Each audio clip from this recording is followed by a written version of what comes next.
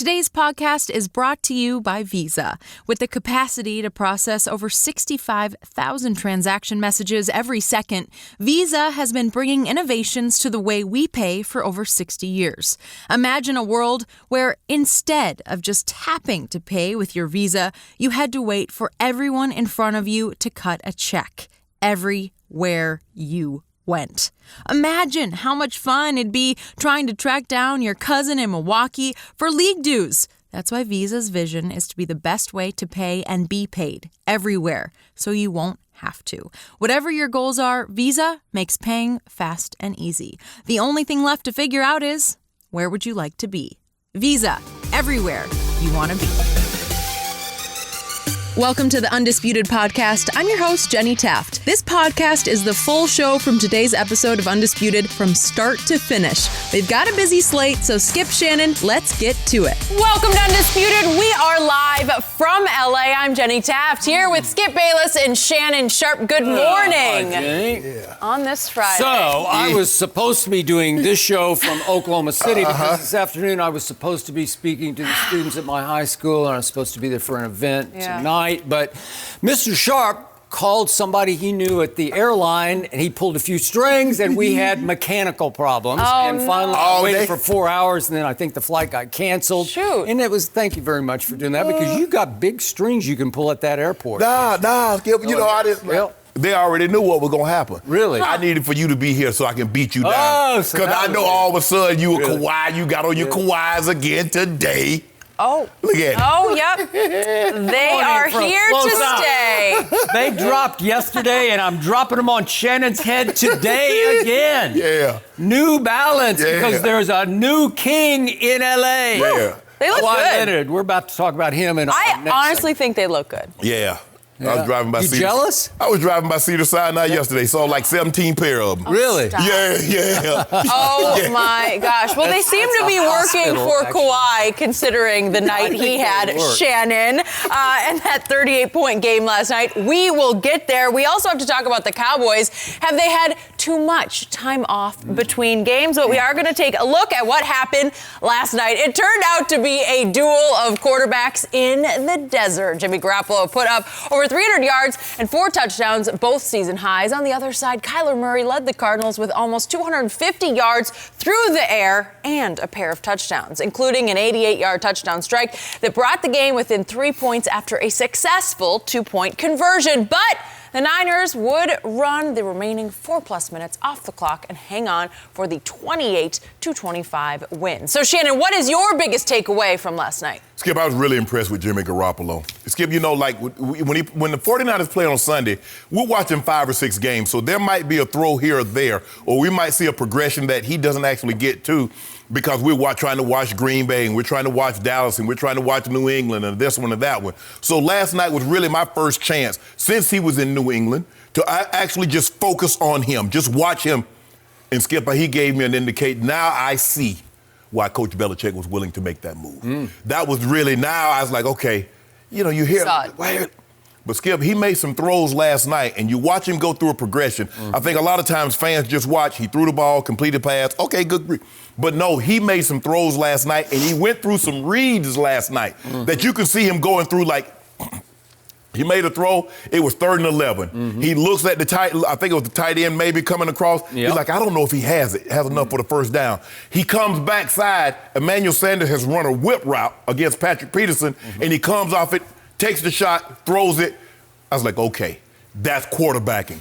That is big-time football. It's just not always about. And then you see the throw to George Kittle. There's a difference. That's what I'm talking about. You could have a 15-yard completion, or you could have a 30-yard touchdown, Skip Bayless. Which one would you like? Your guy would have put that guy ball behind the guy. He catches it, gets the first down, but he don't get the tub. Jimmy Garoppolo gives it to George Kittle. Skip, I find it harder and harder for me to keep saying that Travis Kelce is the best tight end in football. George Kittle is for real. Wow. He can block. He can run after the catch. He got wiggles. He has great hands. And talking to Kyle and people around him, he's legit. He's the real deal, Skip. Kyle Shanahan. Kyle Shanahan, the head coach. Yep. But it showed me last night, Skip. He has, and Garoppolo has a nice feel for the game. He gets it. Kyle Shanahan's for real, Skip. He did. You know, they talk about Sean McVay and they talk about, you know, LaFleur. They talk about all these guys.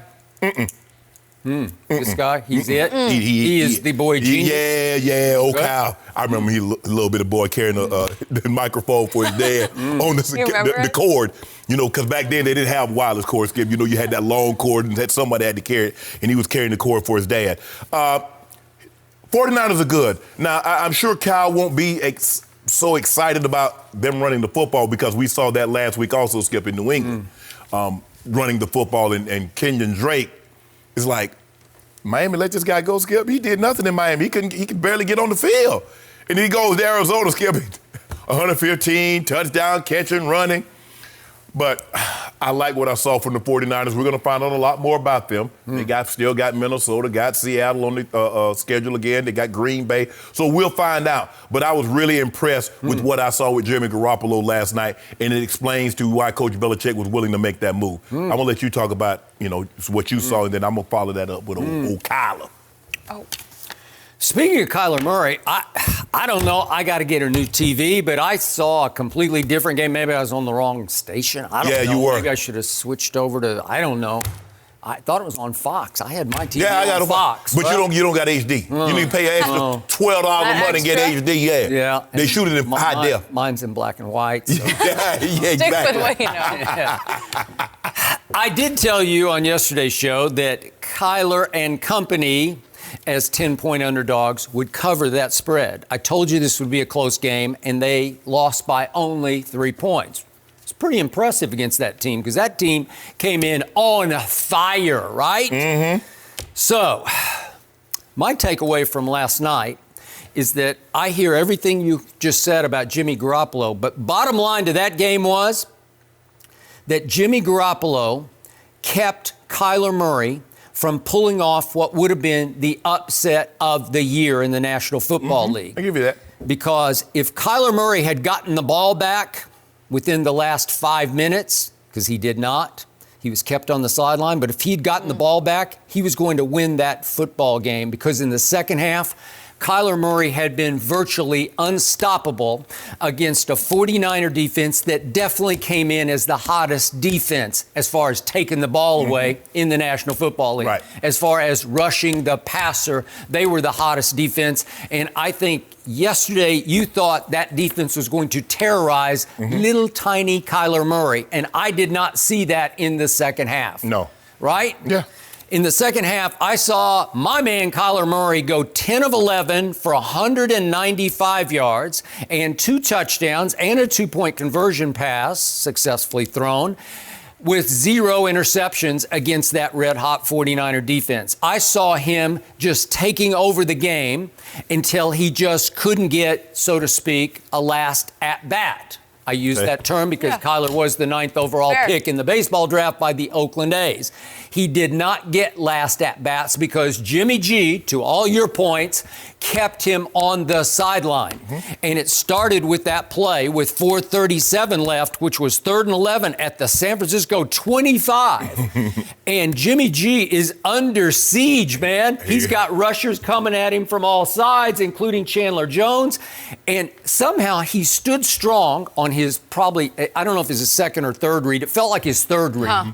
But he stood strong and threw it right through Chandler Jones, like right at him, right through his arm. He could have took in the flat, too. He had the guy in the flat. Could have taken the guy in the flat. But it's almost a blind pass because Chandler Jones is a big man, and he's just looming over Jimmy G. And Jimmy G, I think, just threw it where he hoped Emmanuel Sanders would be. Right. Which brings us to Emmanuel Sanders. Is that not a sweet pickup by this team? It looks like just what the doctor ordered for Jimmy G. Because they were, last in, receiving touchdowns for the receivers. And people were beginning to think, man, Emmanuel has lost it. No. Put Emmanuel Sanders with a good quarterback and see what he's capable of doing. Joe Flacco to Jimmy G. Or from Joe Flacco and that offense to Kyle Shanahan's offense. Oh, here we go. Yes. And as Troy Aikman said a couple times last night, I know you don't listen, but he was saying these guys look like they've been playing together for 5 years, not for a week. 2 weeks. Because, man, you just get the trade deadline, a week last Tuesday,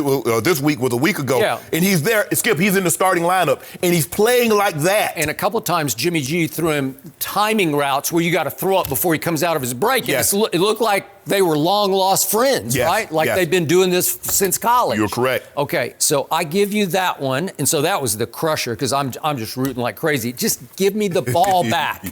And then there's another third down play, which is 3rd and 4. And Tevin Coleman, it got challenged on the sideline, but he got it. He just got to the sideline. That was a rookie mistake. I tweeted immediately. Cliff Kingsbury tried to check. He had no hope of getting that play turned. Why would you Why would you challenge that? I don't because know. Here's the thing. Why you got that timeout. 2 minutes, 27 seconds. Mm-hmm. You got 2 timeouts plus the 2-minute warning. Mm-hmm. So you got 3 timeouts. Yep. Just play defense. Okay. Yep. Okay. Oh, so there he goes again, the rookie head coach who got fired by Texas Tech. Skip, this is not Texas Tech. I got it. It is not. You can make that mistake in Texas Tech. Not Lubbock. And yet there was one more play where I'm saying, okay, they still got a chance because there's one more third down. 3rd and 4. Yeah, it's third and 9. Yeah. It's 3rd and 9 at the 48. That's Arizona's 48. Mm-hmm. And Jimmy G beats the rush on this one and got loose and scrambled up underneath. Nice play. And flips it to a kid I did not know named Ross Dwelly because he's the backup tight end. Right. That killed the clock completely. That was the end of game, right? Yes. Game, set, match, because Kyler's just standing over there saying, I guess I don't get to play. And you talked about last year's AFC Championship game in overtime. You said, well, Mahomes just didn't get he didn't get to touch the football. Mm-hmm. Well, Kyler over the last, what was it, 453 of the game, he did not get to touch the football after all the drives that he put together. It was sensational. He scored 3 of the 4 times that they had the ball in the second half, and I believe he was going to score again. But there's a reoccurring theme here, Jenny, that we're starting to see with Kyler Murray. In the first half, he was 7 of 13 for 53 yards. Mm-hmm. That's what he was in the first half. Now, they got the touchdown first. Mm-hmm. Okay, now the 49ers get the ball. They go back down the field. 7-7. Mm-hmm. From that point on, can you tell the people at home that didn't see or maybe do not have television what Kyler Murray did the rest of the first half? Well, I could also tell you what his rookie head coach did at the end of the first half because it was still only 14-7 with 4 seconds left. You gonna talk about 4 seconds left, and it's 4th and goal from the 1-yard line. And can you tell the people at home what happened? That's your guy. Huh? That Cliff. That's your guy. I never said he was my guy. I do like him personally, but I can't really defend this because they stuffed it. Because he saw that 49ers threw out there their jumbo packages. Right. They had 2 tight ends and a fullback and their 4th-string running back, who is their goal line running back. Right.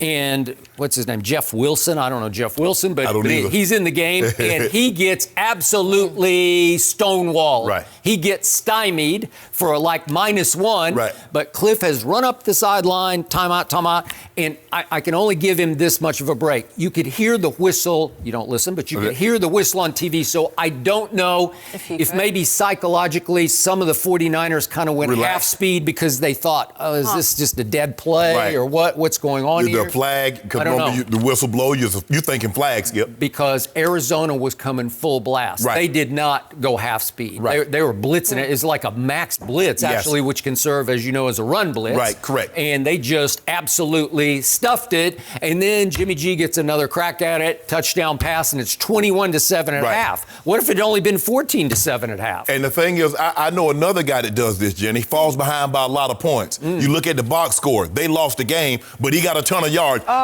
I'm not going to call the guy's name because it's not my place to talk about him, but I kind of got on their colors this morning. Okay. But anyway, Skip Bayless, we saw this. Now, you get so upset about Saquon. Like Saquon go nowhere, he get large, and he has that one big one, and then you look at his stats. That's what Baker Mayfield, that's what Kyler. 88 yards. Because up until that point, he had like 150, 53?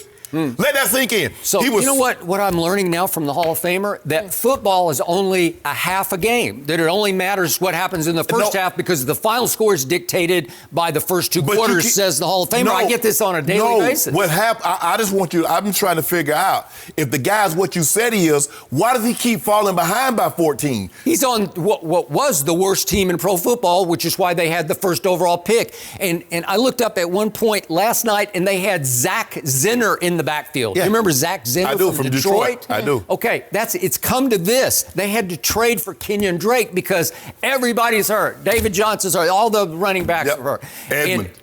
And all of a sudden, I'm looking up, he's flipping the ball to Zach Zinner? Are you kidding me? Yeah. Okay, and you're going against the fiercest pass rush we've seen in the last 2 or 3 weeks? Really? Yeah, but here's the thing, though, Skip. I mean, he got the ball. He went right down the field against that fierce pass rush. Got a touchdown. Okay. What happened in the second half? What did Cliff Kingsbury allow his quarterback to do that he did not allow in the first half when he was playing not to lose the football game to a superior opponent?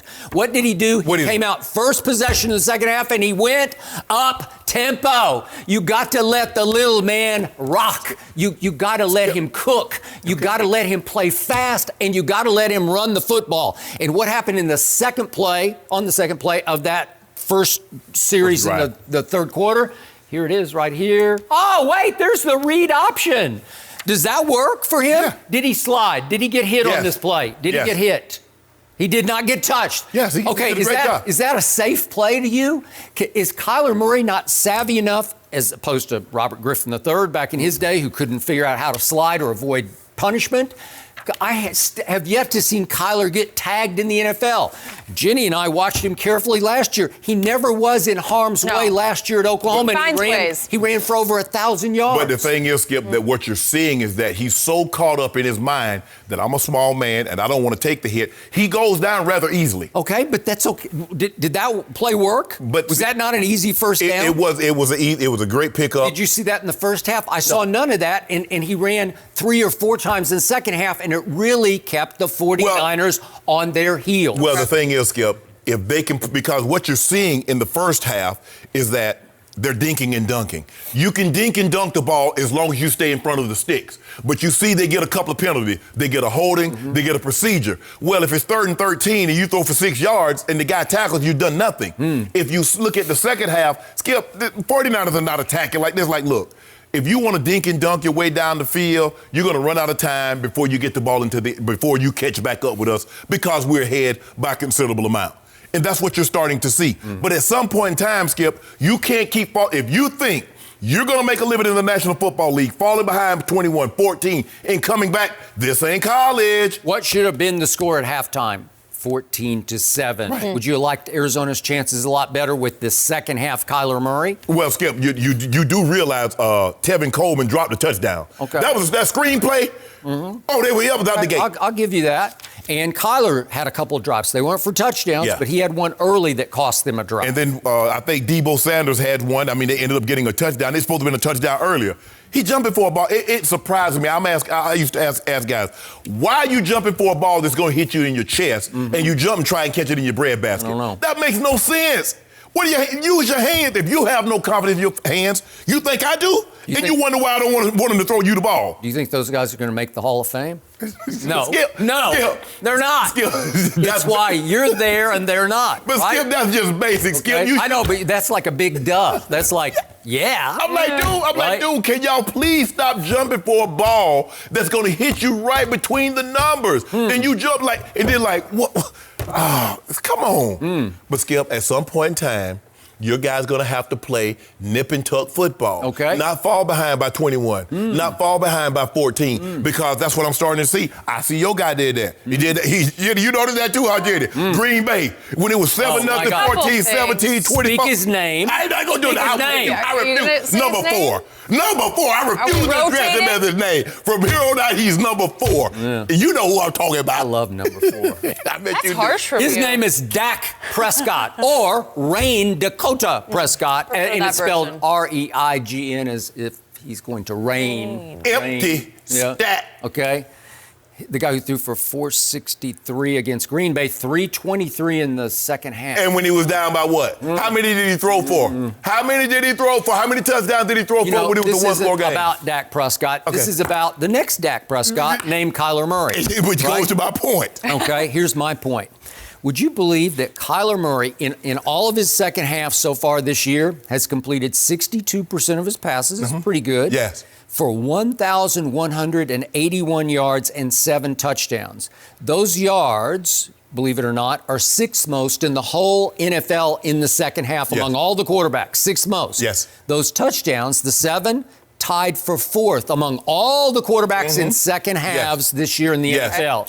This is a rookie quarterback that a lot of people think is too little to play in the National Football League.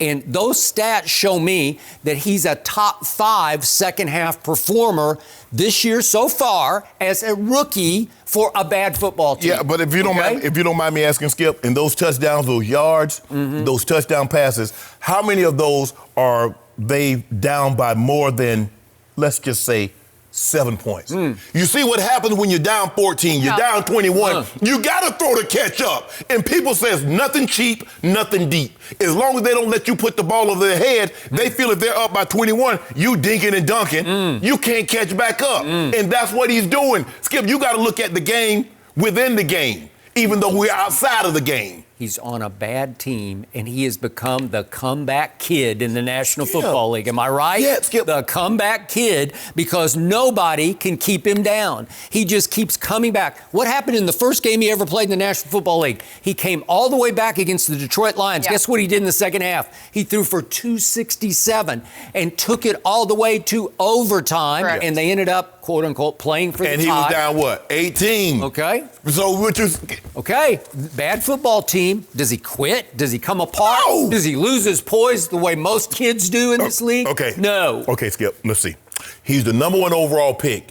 The New England Patriots did not get the number 1 overall pick. Neither did the Rams. So if you got the number 1 overall pick, you are a bad football team. Normally, if you're picking in the top 10, you are a bad football team. So against a really good football team, he caught the L. Okay. He caught the L from a team that has not lost a game. And they still haven't. Who played them the toughest of all those opponents? What are they up to now? 8? Are they 8-0 or something? 8. 8-0. Okay, so they're 8-0. Who played them the toughest so far on that schedule? That little kid did. If you don't mind me asking, Skip. He did. 28 to 25. Okay, let me see it. Floyd Mayweather is 50-0. Who gave him his toughest fight? Who cares? Nobody pinned that L on him. Guess what Kyler came to last night on Trick or Treat? There's an easy answer to that. Manny Pacquiao. No, he did not, Skip. Guess what? With one arm tied behind his back because he had a torn rotator cuff. Guess what Kyler came last night for that old Halloween special? That old flame in hell. Really? Yeah, got it. He stopped by? He asked for the Dak special. I said, you know, Dak done had 3 of these things. Here's the other point about Kyler Murray that most people do not see because it's the negative, the undoing stat. What? Does he have any negative stats? Does he turn the football over? No. Help me out. Skip. Did he turn it over last night against that turnover-crazed defense of San Francisco? It's hard to turn. He had 0 turnovers. Skip. It's hard to turn the ball over. You got to be pretty pathetic if you turn the ball over when you're dinking and dacking. That's why Chad Pennington didn't turn it over, because he wasn't throwing it down the field. That's why Alex Smith doesn't turn. Check down Alex. Skip, when you run it. Wait a second. Do you realize that going into the game last night, I'm sure this just got better, if not stayed the same, but going into, he had the second best percentage of turnover-worthy plays of all NFL quarterbacks, says Pro Football Focus. They grade every play. Second best percentage of bad plays is Kyler. Skip, but the thing is, what Pro Football Focus also should take into account that he's throwing rim routes, he's throwing check downs, he's throwing screens. It's hard to turn the ball over on those plays. Who is he throwing to?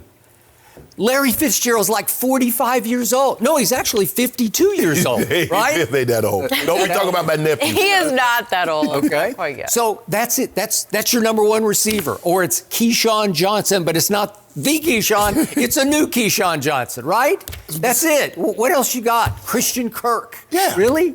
Okay, that's what you're doing. Well, hold on. You should go into these games to say, how can we keep it close enough that our comeback kid can win it at the end? But you that guy. You keep telling me he that guy. Well, I think he is being that guy because Peyton Manning led this league in interceptions as a rookie. Is this guy going to lead the league in interceptions? Well, what do you tell me about sophomore Baker Mayfield? He's throwing way too many interceptions. Yeah. He's careless with the football, right? Skip. It's hard to judge a quarterback now compared to 20 years ago because the rules are different. Can you imagine if you could punish the quarterback in today's game like you could 20 years ago? Can you imagine what they would do to him, Skip? Because remember, D4 tracked him down because the horse collar was legal back then. D4 tracked him down. The fastest man you say you've ever seen, and a D lineman went and got him. Quickest feet I've seen. The quickest feet. Yeah. How quick was it when D4 snatched him? Snatched him, but he was trying to slow up and throw it downfield. He was trying to slow up. No, and D4 said, come here. Yeah. Come here. Grabbed him by the back of the head. Grabbed him by the back of the collar. Yeah, that's illegal. Yeah, exactly. You can't do that anymore. Exactly. And by the way, that sustained a drive that scored. Touchdown. Yeah, he scored a touchdown on that. And it's 7-0. And then what did he do for the rest of the game? 53 yards in the first half. Rest of the game? I mean, the rest of the half. Yeah. Thank you. Rest of the game. Hold on. Thank you. Hold on. What should the score have been at halftime? 14-7. I know what the score was. Yeah. And what happened? Where'd he come, Jenny? I know. Special. But you know what? These two teams will meet again in 2 weeks in San Francisco. Okay. So Wait, I got one last quick point before we go. Somebody keeps telling me that Nick Bosa should be the Rookie of the Year. Did he play last night? I don't know. Nick Bosa? He got some pressure. He had one tackle the whole night, and I forgot that he was a 49er last night. Took him out of that one. Bosa, where were you? He's going to be wanting to have a redo in 2 weeks. I think we can expect more from I'm giving you a touchdown right now. I'll let you have. Wow, that's big of you. No. There ain't no. Well, after taking a game off for load management, Kawhi Leonard was ready to go against the Spurs and an old coach, Greg Popovich. Kawhi had a game-high 38 points on a regular season, career-high 32 shots. He also had 12 boards and 4 steals in the Clippers' 103-97 win. So, Shannon, how impressive was Kawhi? He all right. Oh. I give him a B minus. Minus. I mean, hell, he should have had 38 points. He took 32 shots. Yeah. I mean, really? Now, I just saw James Harden the night before take 34 shots and get 59 points. Huh? Did I miss something? 1 assist, 4 turnovers. Jenny, I've been hearing about that playmaking. I've been hearing about the playmaking. And Kawhi, he got the ball in his hand because he couldn't make plays in San Antonio because Tony Parker and Manu. He couldn't make plays in Toronto because of Kyle Lowry. Sure. So, and Van Fleet. So now he playmaking. 1 assist? 1 assist? I'm like, well, something wrong with my TV. I started hitting my TV. I'm like, what about that ball? All them assists that, I've been seeing 9 assists and 10. I hit my TV. I'm like, TV. Yeah, because I was like, Skip keep telling me my TV on the brink. So I popped it upside the head. I'm like, what up? Show clear. Your TV has a LeBron filter on it. It filters every assist out of Kawhi's hands, right? He had 1. Yeah. He had 1 assist, Skip, in 32 minutes. Yeah. When is the last time you know the game? My turn? No, it's not your turn. I'm trying to think. Has there ever been a game in which LeBron James had 1 assist? 1 assist? Really? Is that all you do? Skip, you ought to be ashamed of yourself. That's the most shots he's attempted in the regular season. Now, remember, Jenny, last year in Game 7, he took 39 shots. And Skip called it the luckiest. He took all the shots. He was unclutched. But now he got his shoes on. But we're going to talk about that a little later. Things have changed. Yeah. Things have changed. 1 for 9. 1 for 9, Skip, in the second quarter. Yeah. You proud of that? 16 shots. That's what he took in the first. Wait, 5 or it's my 16. turn? No, it's not your turn. Who are you asking? I'm asking you. You want Jenny to respond? No. 5 or 16. Really, Skip? You proud of that? That's clutch. Are you asking me questions? Yeah, I'm just asking you. Hypothetically. And hell, he should have played well. He had the night off. Nobody has still got back to me. I need somebody to get back to me in some platform. Facebook, IG, or Twitter. How long must you be on a new job? But I know California, we kind of friendly out here, employment kind of friendly out here. So you might just show up and get paid time off the next day, hell, for all I know. Really? But I'm just trying to figure out, because Kawhi Leonard is on a new job and already taking PTO. So he should have been fresh. Everybody else done played back-to-backs. He out there, he chilling. Got a game off already. You ought to be ashamed of yourself, Skip Bayless, and you support that. My guy is 17 years deep, running hard. Doing all. He looks like he's 17 years deep to me. There you go. Yeah. There you go. But anyway, I give him a B-. That's the best I can give him on all them shots he took. Really? Yes. So before I start, would you allow me to practice saying Kawhi Leonard, because I announced on this show yesterday that he has finally won me back over, in large part by the way he did LeBron back in July. Oh, so that's bamboozled him. Kawhi Leonard took his talents to the south side of L.A., basically. He took it to the Clippers side, right? Yeah. And now it's Kawhi. He wanted to play for our basement team. Yeah, the Lakers on the top floor, the Clippers in the basement. So I will no longer refer to Kawhi Leonard as number 2 on this show. But I will use a term that you often reserve on this show for LeBron James or sometimes Aaron Rodgers. Don't say it. You better not say it. Better not start with a V. Last night was a virtuoso performance by Kawhi Leonard. No, it wasn't. It was the V word. He put the V word on that game last night. No, he didn't, Skip. It's been a long time since I've seen anything quite like this. What you mean? This was against his original team, the San Antonio Spurs, and I will say that the Spurs will wind up being a top 5 defensive team this year. I think they already are, but they'll slowly come together. And it's hard to score against the Spurs, which is why that game was relatively low scoring. Okay. So it kind of hung in the balance, and then all of a sudden it was time for the fourth quarter. And guess what happened? The V word happened. Virtuoso happened because Kawhi Leonard, in the fourth quarter, in the first 7 minutes that he played in the fourth quarter, scored 15 points. It's hard to do, 15 points. Can we see all those shots that he made? You can just see one after another. One was a 3, but it's just a lot of mid-range shots like that. And you know what? I'm going to go Jordan-esque. He does deserve to be called Jordan-esque from mid-range jumpers. Yeah. Those are Michael B. Jordan. Those are virtually unstoppable or maybe virtuosely unstoppable, Whatever. Right? Yeah, that's he's trying to get into acting like Because Michael B. Jordan, huh? Who in this league right now can hang and shoot mid-range jumpers like that man can? Woo, they just keep on coming.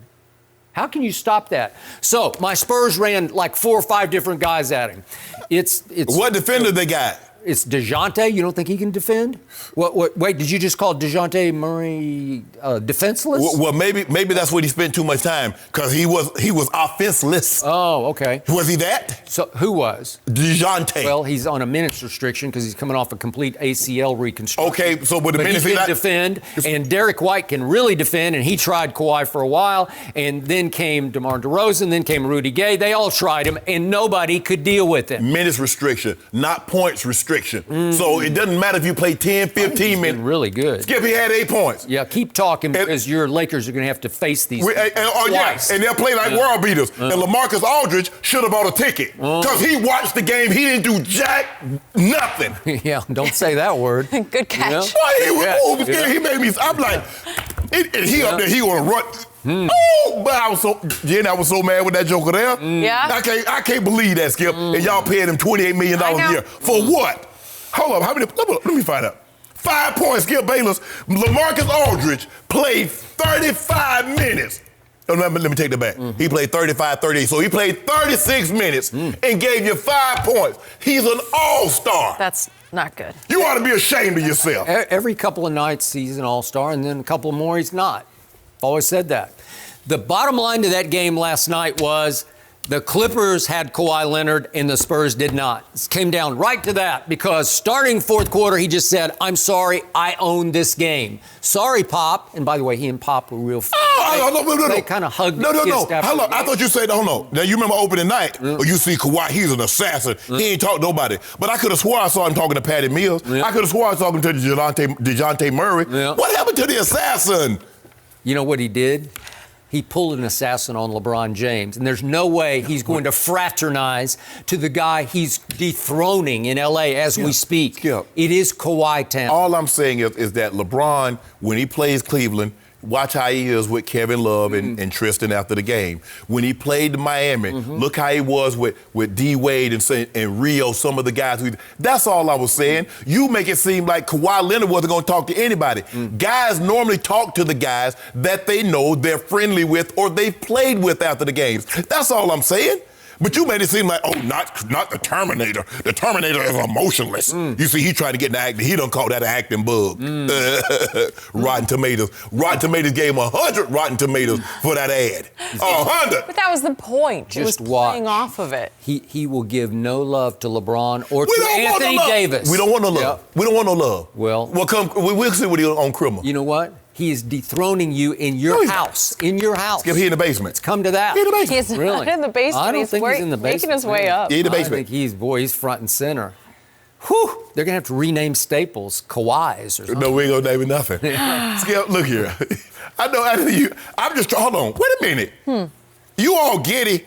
He did that to your team. Yeah. I know. That's what I was I was in awe. I just sat back and said, that's too good. You know, every once in a while, you know how it is on the playground, you just step back and say, that's too good. Well, what about that time when Kyrie and LeBron did that number on your Spurs in San Antonio? You remember that? When Kyrie dropped like 50 plus, It was 50 and LeBron had like a 30-point triple-double or something. Yep. I don't remember you coming out here talking like that. Yeah, I did. I said Kawhi was just unstoppable. No, you said Kyrie. Sorry, Kyrie was unstoppable. So what about LeBron? I don't remember that he played. You know, Did he? Well, I mean, it got so crazy at the end, it went to overtime. Remember, Kyrie forced overtime with like a 40-foot shot. Yeah. I said, well, okay. That step back. It's yours. Yeah. It's yours. You can have this one. Yeah. Okay? Because you can't stop that. You know how Kyrie gets sometimes. So what we going to do? So we going to pretend like Trez, who's leading the NBA in field goal percentage, 74%, giving you 20 on a nightly basis. So we going to pretend like he did nothing last night. Here's what I'm going to pretend. There's no Paul George right now, and where you're going to be in trouble is when Paul George comes back, because that's already a good defensive team to start with. Right. And they were stifling last night. They were all up in LaMarcus Aldridge. He couldn't get his shot off. Skip. Do you see what Anthony Davis? I just want to know who's going to guard Anthony Davis. You always ask me that, and then Trez guarded him in the fourth quarter of the Clippers-Lakers game. So you think took him out of the game? So Wait a minute. You just brought up the fact that Anthony Davis scored 0 against the Clippers on opening night. How many shots he take? He ain't like somebody else I know, ball hogging, taking up all the shots. Paul George gonna want some of them shots when he come back. Was Anthony afraid to take shots? No. I don't know. I'll bet he'll have more than 2 shots on Christmas. 7 of 9 in the fourth quarter. And guess what? They needed all 7 of those shots in a row because they were in the process of going 5 for 26 from 3 were the Clippers.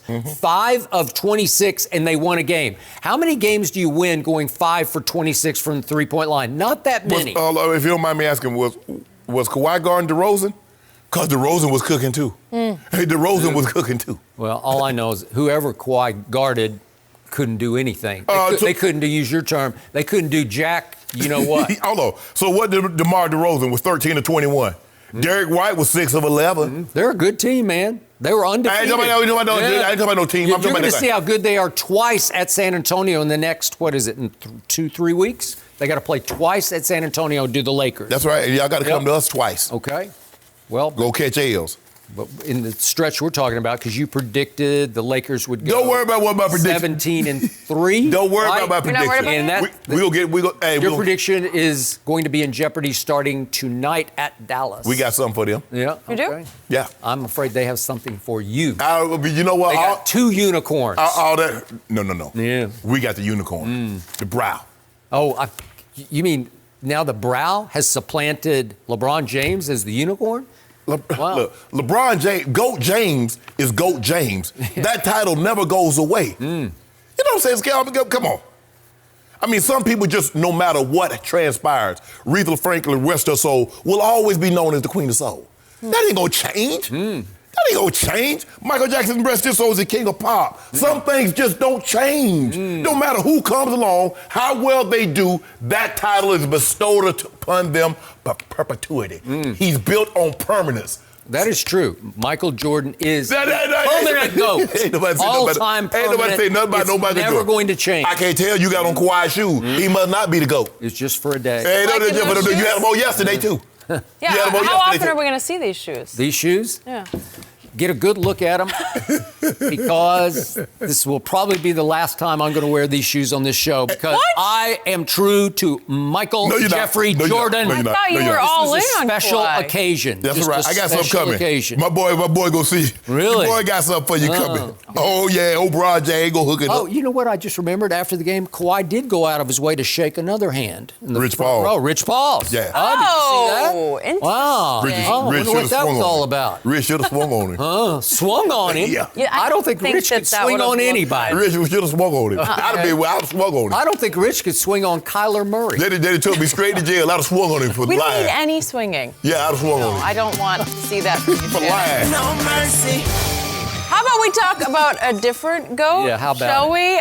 So unfortunately, though, Tom Brady, he has been limited in practice. That was on goodness. Wednesday. He was limited, Shannon, that's real. But he was a full participant yesterday and was removed from the injury report. Exactly. The unbeaten Patriots are 3-point road favorites against the Ravens, according to Fox Bet. Why are you already talking, Shannon? I haven't even asked you. Yeah. Who wins on Sunday night? That lets you know it's some bull jive. Now, how you go? I'm just trying to figure out how you on the injury report on Wednesday and they remove you on Thursday.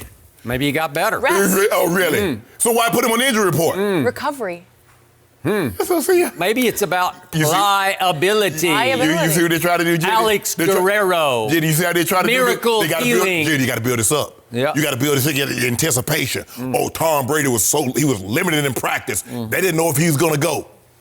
Full participant on the next day. They kill me with this, right? Look, I think Lamar Jackson will keep this game close for a while, but it's just hard for me to see a scenario knowing Coach Belichick the way I've known him, having played against his defenses, he always, whatever you're good at, he's going to do his damnedest to take that away. The Ravens can run the football. They can run it with Ingram. They can run it with Lamar Jackson. He will try and take that away. If Lamar Jackson can throw the ball for 300 plus, Skip, and a couple of touchdowns and don't put the ball in harm's way, and win this game, Coach Belichick will gladly walk to the center field and say, son, you're a hell of an athlete, hell of a quarterback, you got a bright future, stay healthy, we'll see you down the road. But Coach Belichick, if you remember, Skip, when he played Peyton Manning, he would institute a 3-8. He'd rush 3 guys, drop 8 in coverage, because Peyton Manning, you're not beating me passing the football. If Edgerrin James wants to run, if Joseph Ajayi wants to run the football, have at it! But you're not beating me throwing the football.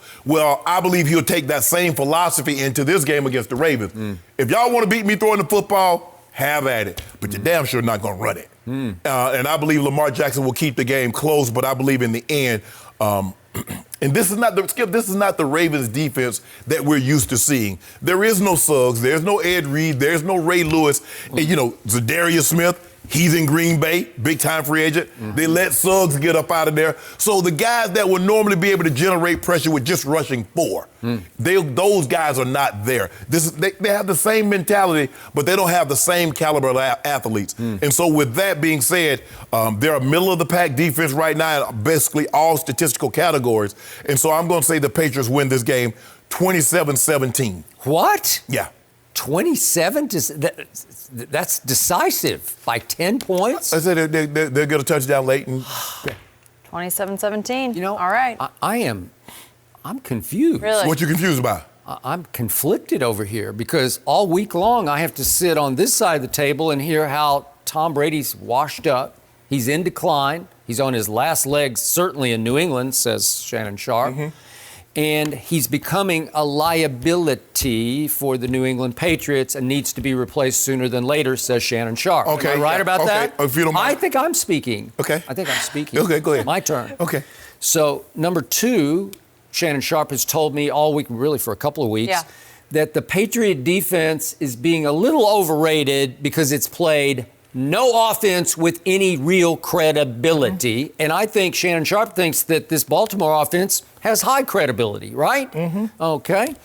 And that brings me to the quarterback of the home team, Lamar Jackson. And just 2 days ago on this show, Shannon Sharpe told me that it's becoming clear Lamar Jackson is the best quarterback in his draft class that obviously includes Baker Mayfield, and I'll throw in Sam Darnold. Okay. Right? Yeah. So if I add all that up, I would add up maybe a Baltimore upset here. That's what I was hearing all week, and I thought you were sort of leaning or heading in that direction. And all of a sudden, it's 27-17. If you were listening yesterday, I said I just don't see a scenario when Coach Belichick allows Lamar Jackson to run the football or the Ravens to run the football well enough in order to win this game. Okay, You have to throw it to yet beat. I will remind you, the same genius Belichick you're discussing now, just 2 Super Bowls ago, allowed 41 points to the Eagles' backup quarterback. And just last season, especially in the first, say, 2/3 of the season, they were allowing 500-yard explosions from the rival offense. Yeah, and the quarterback was putting up 10 points against Tennessee. He was putting up 10 points against Detroit. But that ain't none of my business. That wouldn't even mattered because the defense was getting absolutely run off the field. Well, unless the defense held somebody to 7 points, like they did the Rams in the Super Bowl, held them to 3. So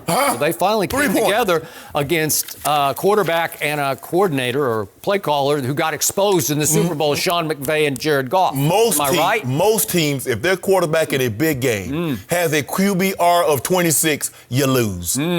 But guess what? That guy had a QBR of 26 with no touchdowns or interception, and they won decisive.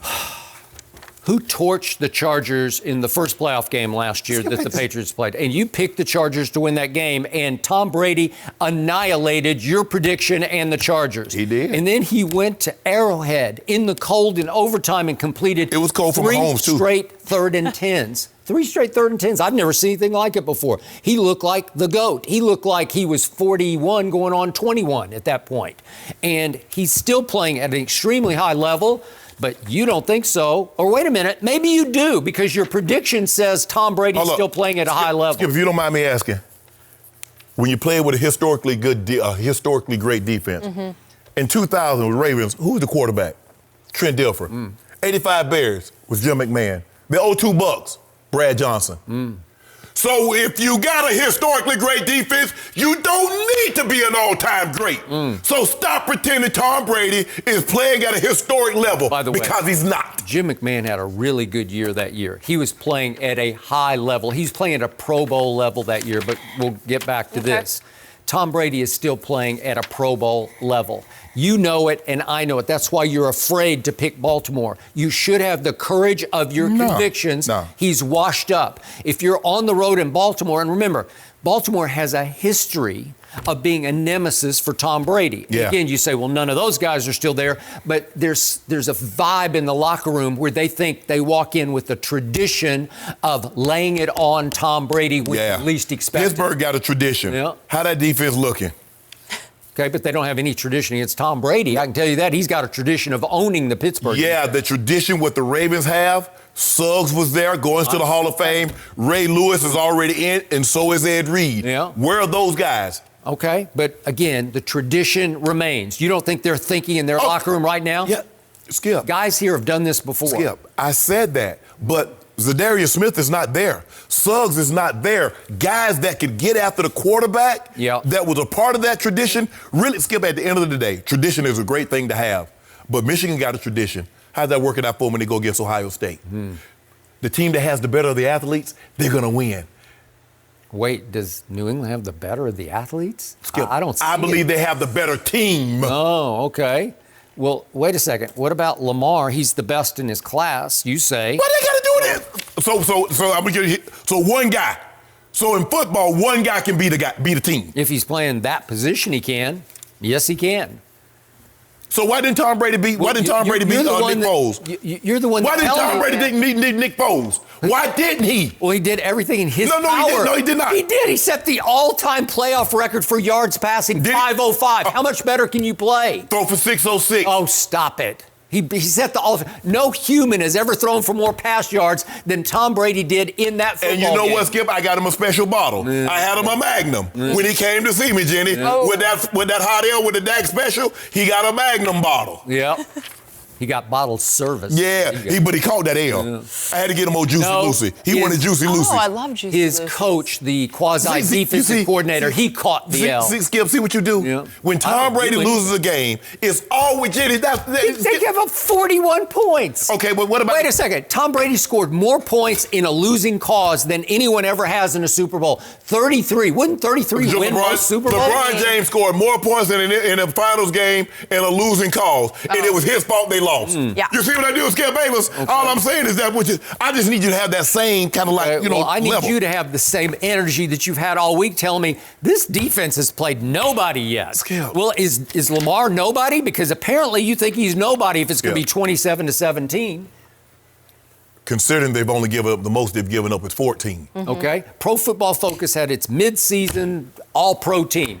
New England had 0 first-team all-pro. 0. Skip. Okay. When you look at New England, what's amazing is that they've really never had great individuals, but they play tremendously as a team. If you look at them offensively, they don't have anybody like, that's a must-have. You look at the quarterback, you look at Gronk, you look at Randy Moss as the only must-haves in the 20-year history there. Does Tom Brady have a Gronk? No. Does he have an Antonio Brown? No, he does not.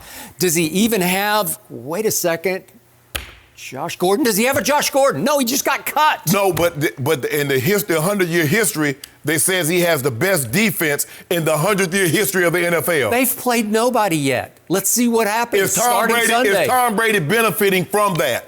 Well, sure, but has the defense benefited for years, for 20 years from Tom Brady? You better believe it has. And he's benefited from them. Oh, stop it. 3 points in a Super Bowl. Who does that? Who gives up 3 points in a Super Bowl? Oh, well, against Jared Goff, a lot of people could do that. No, they couldn't. Yeah. No, they couldn't. We're seeing Jared Goff continue to get exposed this year. All I know for sure is the quarterback that you say is the best in his draft class, Lamar Jackson, played head-to-head with Baker Mayfield a few weeks back in Baltimore, and Baker won 40-25 and put up huge numbers in doing so, which is why I am picking New England 30-14. I'm more decisive than you are. And I told you all week, I think New England will win this game handily. Skip, you do realize that when two teams play, the quarterbacks are not on the field. So why you keep doing that? Because it's a good measuring stick. You can see both of them at the same time, and you can say, is that guy better than Sam Darnold? Sam Darnold is better than Dak Prescott because I saw him on the same field and he outplayed him. Were they in the same draft? No. He's better. That's all I'm saying. He's better. That's because I saw him play head-to-head. Okay, no, because you have a long track record from Dak Prescott, and you know Dak Prescott is way better than what we've seen from Sam Darnold. But now you have Baker head-to-head with his draft class mate, Lamar Jackson. All I know is the draft class mate has gone to the playoffs. He took a team to the playoffs last year. The draft class mate did. That's what he did do. Yeah, okay. Baker was sensational last year. Did he go to the playoffs? Yeah. A simple yes or a simple no will suffice. You were driving the Baker bandwagon last year. No, Shake and bake. No, that was this year. Oh, I think it was last year. You were excited early. Yeah. I'm Shake and bake. Yeah. Excited. I'm like you on the Clippers. Yeah. You know what, Skip? You don't even have to do any more running in the mornings because you chasing that Clippers bandwagon. So you straight. You getting all your exercise. Time out. Wow. Who was my favorite player for, 6 straight years maybe when he was a San Antonio Spur? My favorite player. Who did I always defend to the death on the show? Kawhi Leonard. Manu. I said it. Kawhi Leonard. No, you like Manu. You did. No. Manu. I would rather have Manu Ginobili take a shot than LeBron James. Well, I would on that. Oh, God. You ought to be ashamed, Skip. No, you ought to be There's ashamed. no shame. Yeah. Forgive but never forget, right? That's how we're going to handle it around here. But Skip, stop this notion that Tom Brady is the same guy. He's not. Okay, well, you just picked him to win 27-17, and he's throwing to a little guy that you say has no business even being mentioned as a potential Hall of Famer, Julian Edelman. That's his primary target right now, and he's got cracked ribs, says the injury report. I'm just trying to figure out how you get to the Hall of Fame with no Pro Bowls and no All-Pros on your resume. Yeah. Well, look at those numbers he's piled up in the postseason. Well, yes. I'm looking forward to this one. 30-14, 27-17. I think somebody that score says, I still really respect Tom Brady, and I don't really have that much. Let's let it play out. That much faith in Lamar Jackson. That's what your prediction says. I'm just having a beer on a Friday. I tell you what, Lamar Jackson won't look like Baker Mayfield. Okay. Did you know what Baker Mayfield looked like last week? Oh, yeah. Brady don't look like that. Yeah. They're just trying to get back on track, Shannon. No mercy. The The NBA has dished out 2-game suspensions each for Joel Embiid and Karl-Anthony-Towns for their brawl on Wednesday night. After the game, Embiid said he didn't think he would be suspended since he did not throw a punch. And to the dismay of the Timberwolves, Ben Simmons was deemed a peacemaker by the league and was not suspended for wrapping his forearm around Towns' neck. So, Shannon, was this a fair punishment? Yes, I believe it was, Skip. Well, I think we both thought they would get at least one game. But I felt the the NBA gave them an additional game. Like, okay, this is enough now. Just say we don't want it to get any further, Skip. This is not the 80s and 90s, Skip, where you know on a nightly basis guys were punching and fighting, and that's not what the NBA has moved away from that. They cleaned the game up and they want to keep it that way, but they don't want these guys. They want cooler heads, calmer heads to prevail. And I'm glad the guys that came running in, Skip, didn't get fined. Yeah. Now I'm surprised Ben Simmons didn't get at least a fine. I'm not saying he should have got suspended, but they're talking about he was a peacemaker. Karl-Anthony-Towns said he ain't no damn peacemaker. He got his forearm on my throat. How is that peacemaking? $379,000 is what it's going to cost Embiid. $376,000. Man, I would never fight. That's a lot. Man, when you say that out loud, I'm like, oh, that sounds really nice. Easy for you to say sitting here without emotion right now. You're right, Skip. Yeah, that sounds like a lot of money. But you know, Skip, in the game, football is different because you got on helmets. You're going to end up breaking your hand or something because you can't hurt a guy with shoulder pads and a helmet on. Nope. In basketball, all he got is a uniform on. That head is right there, so you can do some damage. But you know what, Skip? I'm glad the NBA, I'm glad Commissioner Silver. Skip, now, obviously, he's not issuing out the punishment, but I think it's Kiki Vandeweghe, right? I believe so. Punishments. Guys that have played the game. But obviously, Adam Silver signs off. Yeah, but Skip, you know, Adam Silver is really he's really a player's owner. Okay. He's bent over backwards trying to make sure they have their freedoms. Freedom of speech, freedom of expression, a lot of things, Skip. You know, they got the hoodies going on. He listens. He listens to the players. Okay. And says, okay, this seemed very, very fair to me. Now, I'm sure Joel Embiid is not going to think it's going to be fair. It's like, well, I was just protecting myself. I didn't throw any punches, and so therefore I shouldn't be suspended. But I do believe 2 games is going to get the message like, okay, guys, that's enough. Cut it out. And maybe it's enough to deter other guys from such sad behavior. I can't tell you how shocked I was by how light the punishment was. Oh, you thought it'd be more? I thought it would be considerably more. Really? At least double that. Wow. This, to me, was a wrist slap. 2 games, that's all.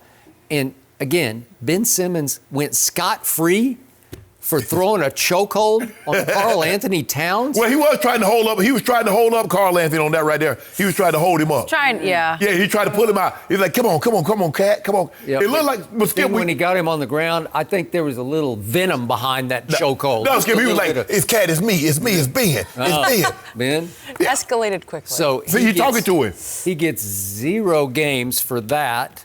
The Timberwolves were furious over that. Yes, I can imagine. They said he wasn't peacemaking. he was escalating. Right. That's what they thought. Right. And for him to get off scot-free, I could maybe use Ben Simmons' initials to describe that. You know, getting off scot-free. Oh, it's a bull. Yeah, that's what I could do. Some bull jive, huh? Okay. Yeah, some bull jive, except not with the J. So, once upon a time, I'll use the example of Rudy Giuliani when he was the mayor of New York City. He said, I am going to take back Times Square. Do you remember this? Yes. I'm going to go clean it up, and I'm going to take it back for the tourists and all the good people in New York City so they can walk those streets safely and with confidence on a nice weekend. Right. And he did it. Yeah, he went and took it back. Sure. And that's what David Stern did back starting in 2004. He said, I'm going to clean this up and take it back. Right. And I'm going to make a statement to start with on Ron Artest, November 19th, 2004. Yep. The Malice at the Palace in Detroit. Our man Ron Artest, he got 86 games for that one. Yep. And our man Steven Jackson, he got 30 games for that one. And then everybody, Jermaine O'Neal got 15 and Ben Wallace got 6.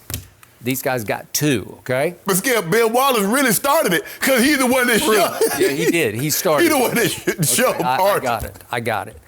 So this is what I saw. I saw Joel Embiid throw 2 punches. And I don't think they were fake tough guy punches. I don't think they were air punches. I think they had intent behind them. And then I saw in retaliation, Karl-Anthony Towns definitely throw one punch. He intended it to land. Yeah. I think both were intending to land because this feud, this beef has been going on for a long time, more than a year. And I think they sincerely, genuinely do not like each other. Correct. And they continue to go at each other. You see that? I saw that. Oh, yeah. It got vicious, right? He called him a bad name. Yeah, he called him a really bad name, especially man to man. Yeah. Social media provides this opportunity to continue things that we are seeing. So there was real venom involved in all of this. And silly me, I thought that this commissioner, Adam Silver, would step in and say, you know what? That's way over the line. I'm going to stop this. I'm going to send a message. We will not have that anymore because this is very personal. And I thought it would be at least 4 or 5 games where that's enough where you say, okay, this guy's serious about this. What if they said, look here, okay, it's 2 games. Any further involvement between you two will be more. Kind of like the Vontaze Burfict. Because you see, Skip, what they said, like, we warned you. We've told you any other slip-ups, this is what was going to happen. Maybe. So, you two, if you're involved in anything else, the hammer will get dropped. Okay, but usually my experience with extremely highly paid star athletes, if you just say this is a warning, they just ignore it. No. Skip, they got 2 games. Yeah. You want them to jump out there and get 5. Yeah. But Skip, at the end of the day... See, 5 would be where you'd say, okay, he's serious. But here's the thing, Skip. These are superstars. It's kind of like the quarterback position. Okay. You know, quarterback, you want those guys on the field. Even the quarterbacks on bad teams. That's still the quarterback. Yeah. That's Karl-Anthony Towns, the most visible player for Minnesota. Joel Embiid, the most visible player for the Sixers. Okay. You don't want to take these guys off the court for extended periods of time. Okay. So you're going to err on the side of caution. 2 games, but just know now, you come back before him again, I'm going to have to give you this. I do agree with your premise that this commissioner is a player's commissioner. And yet the message here is it's always let the players be themselves. I'm great with that. Let them play. And in this case, let them fight a little bit.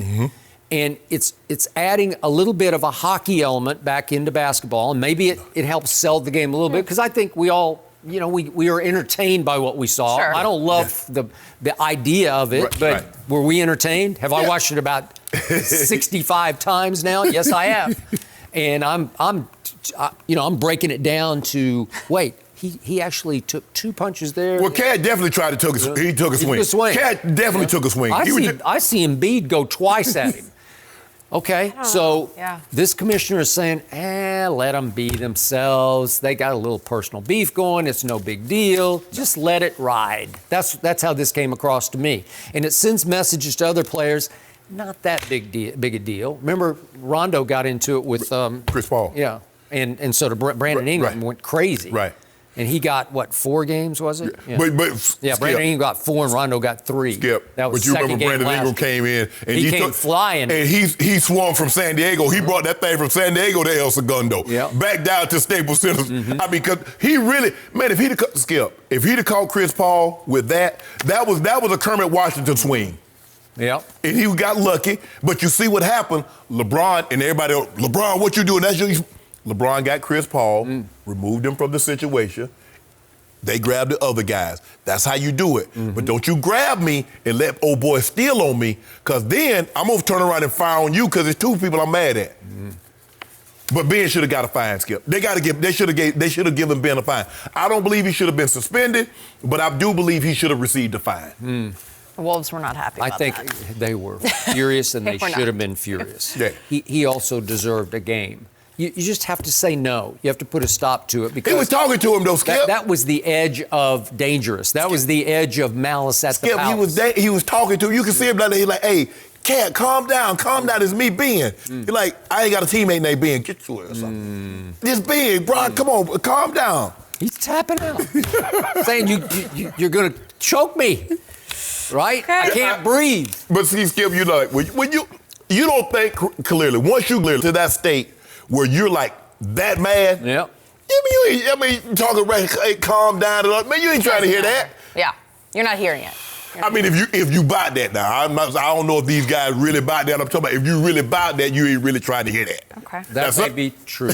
Now, sometimes, like, hold me back, because I don't want to walk into this buzz old boy got for me, but I want to pretend I do. Yeah. And they had to hold him back. In this case, that's usually how I would describe Carl Anthony, but in this case, I think he said enough is enough. You're exactly right. Okay. You're exactly right. Okay. And if nobody had rushed to break it up, I think they would have duked it out. Oh, yeah. Oh, they were trying to. Carl was trying to get that one in. Yep.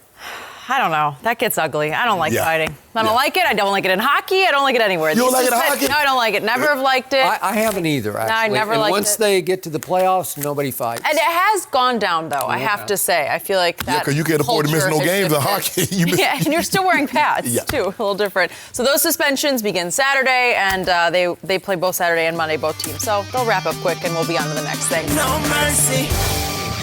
The MVP favorite, Aaron Rodgers, and his 7-1 record will visit L.A. on Sunday. Green Bay receiver Davante Adams practiced in pads for the first time since injuring his toe 5 weeks ago, and his game status still remains up in the air, but reports are that Rodgers' favorite target has a good chance to make his return this week, so that would be a big sign for the Packers. Shannon, it's easy. Who you got? Who wins?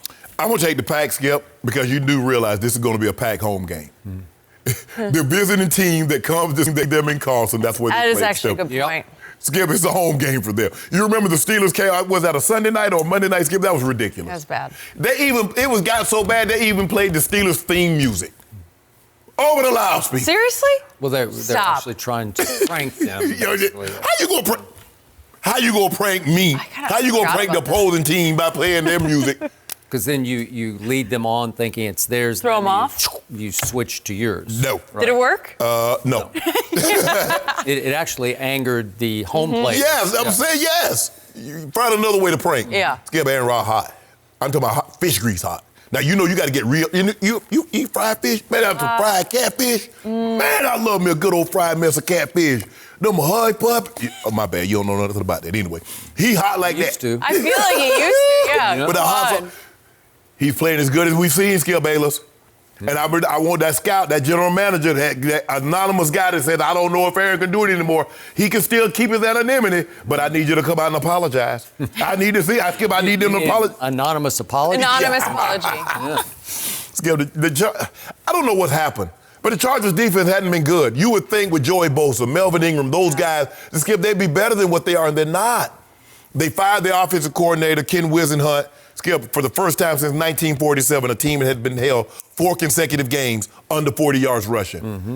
1947. So, I mean, he had to go, and I think the quarterback's coach got bumped up and got that title. They getting Devontae back? Devontae might be back, Skip. You mean to tell me Aaron Rodgers been doing all this without a number one and didn't make an excuse? He didn't say nothing about it. Ain't got no Amari. 4-0 without him. His numbers didn't take off once he got Devontae. He been good. I like the game. You know what? Chargers will play tough. They'll be ready to play. They won't underestimate this team because I think sometimes they look past teams and they, like the Broncos. Broncos shouldn't beat the Chargers. But they look past them. The Titans. They had the Titans on the rope several times to let them off, and they end up losing that game. I'm going to take the Packers in a close game. I'm going to say it'll be 31-23. Well, that's 8. Yes, it's close. Kind of close? Yeah. Okay. All right. I got it. What's the line? 3.5. So really 6. It's really not that. Yeah. The Packers are fake, so it's really 6. Yes. So I'm going to take a flyer on the visiting team. And that's actually the home team. But I'm going to take the visiting team. I'm going to take the Chargers in this game, the home away from home team. Skip, right? Skip, this is unreal. Yeah. Your hate for Aaron Rodgers got you picking. No. You should pick the Pack. It's what respect I have left for Phillip Rivers. He's still very good. Yes. Even though his QBR ranks 17th. 17 right now. By his standards, he's had a down year. Right. By their standards, that they are leading this league in underachievement. Am I right? Absolutely. And you know the coach very well. I do. And he's a good football coach. He is. And you know what? They have a whole bunch of good football players on this team, and you started naming them. You didn't name Casey Hayward of Vanderbilt University. Had him on the show, but he can play cornerback, man. They got, Melvin Gordon is back, but he's not back in stride yet. And I think he's going to hit his stride the way it takes Zeke a while to sort of get back in the groove. And I just think this team is due to not pull off an upset, just to win a game because they're that good. Right.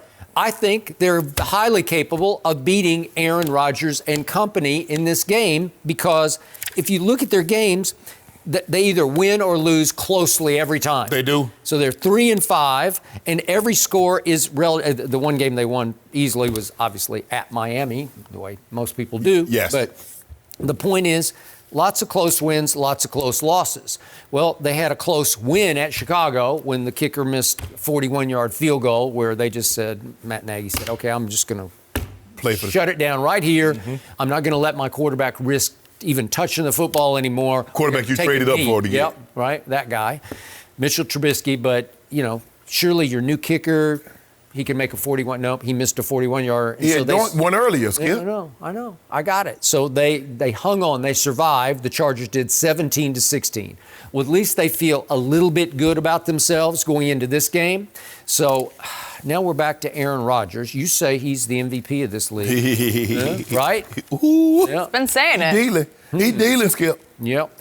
So I'm going to read a quote that was in The Athletic in a Mike Sando article from one of those anonymous guys. This is an anonymous veteran coach on Aaron Rodgers. This is about last year. He said he held the ball in the pocket longer last year and he got his, pardon my language, ass knocked off. Instead of making the right play, he wanted to make the perfect play and he suffered because of it. And there was nobody there to ride his, pardon my language, ass and tell him otherwise because he was like, I'm Aaron Rodgers. We always hear that. Hopefully, says the anonymous veteran coach, he got a dose of reality and he gets back to who he is. That's Mike McCarthy. You think so? Oh, my bad. It's anonymous. Okay, my bad. I was supposed anonymous. to know. And Pro Football Focus this week says of Aaron Rodgers, he remains among the league's best, but still a tick below the peak levels that tore through this league at various points in his career. Whoa. So he's a tick below. Hold on. So let me get this right. I'm going to make sure I'm hearing this right. Aaron Rodgers is a tick below of his apex, but Tom Brady is right on time. The Tom you see, Jenny. Oh. Now, Wait, I didn't read that. No, Nobody said that. No, you did. You say Tom Brady hadn't lost a thing. No, I don't see any loss. Oh, yeah, my point is that. But here's the thing I'm having a problem with. This is what I have a problem with. The same coaches and pro football. Now, the coach said he's hanging on to the ball too long, trying to get too much, Jenny. Pro Football Focus said Aaron Rodgers threw the ball away more than any other quarterback in the NFL. So is he holding on to it too long, or is he throwing it away? They didn't say it. That's the stat. That's the stat. Okay, the stat says it. All right. So I'm trying to figure the hell, Jenny. I didn't do too well in school, Jenny, until I got old. I could have done better. Jenny, I know I could have done better. So help me understand. He's holding on the ball too long. Then he throws it away because he doesn't want to take the sack. He's throwing the ball away. So I'll be damned if he do. I'll be damned if he don't. What's he to do, Skip? He wants to throw home runs. And if he doesn't see an obvious home run, he'll hold the ball. And last year, he's holding it too long until he got sacked. But he also, a lot of times last year, and certainly the previous year, would say, I don't like what I'm seeing. I'm not going to risk an interception. I'm throwing it to a fan. That's what he would do. So what's the problem now? 16-2. He top 5 in passing yards. The problem is that you are saying that he is the MVP, and Pro Football Focus ranks his performance so far 4th, which is pretty good. And QBR says he ranks 9th in the league, which is top 10. But is that the MVP? I haven't seen an MVP Look here, yet. Pro Football Focus had Drew Brees ranked number 1 in all the stats all the way through. And I tried to tell you early on, I say my homeboy is the MVP. Well, he was almost unanimous. Almost unanimous. Okay. So Pro Football Focus, you do you. But these things right here, I believe in them.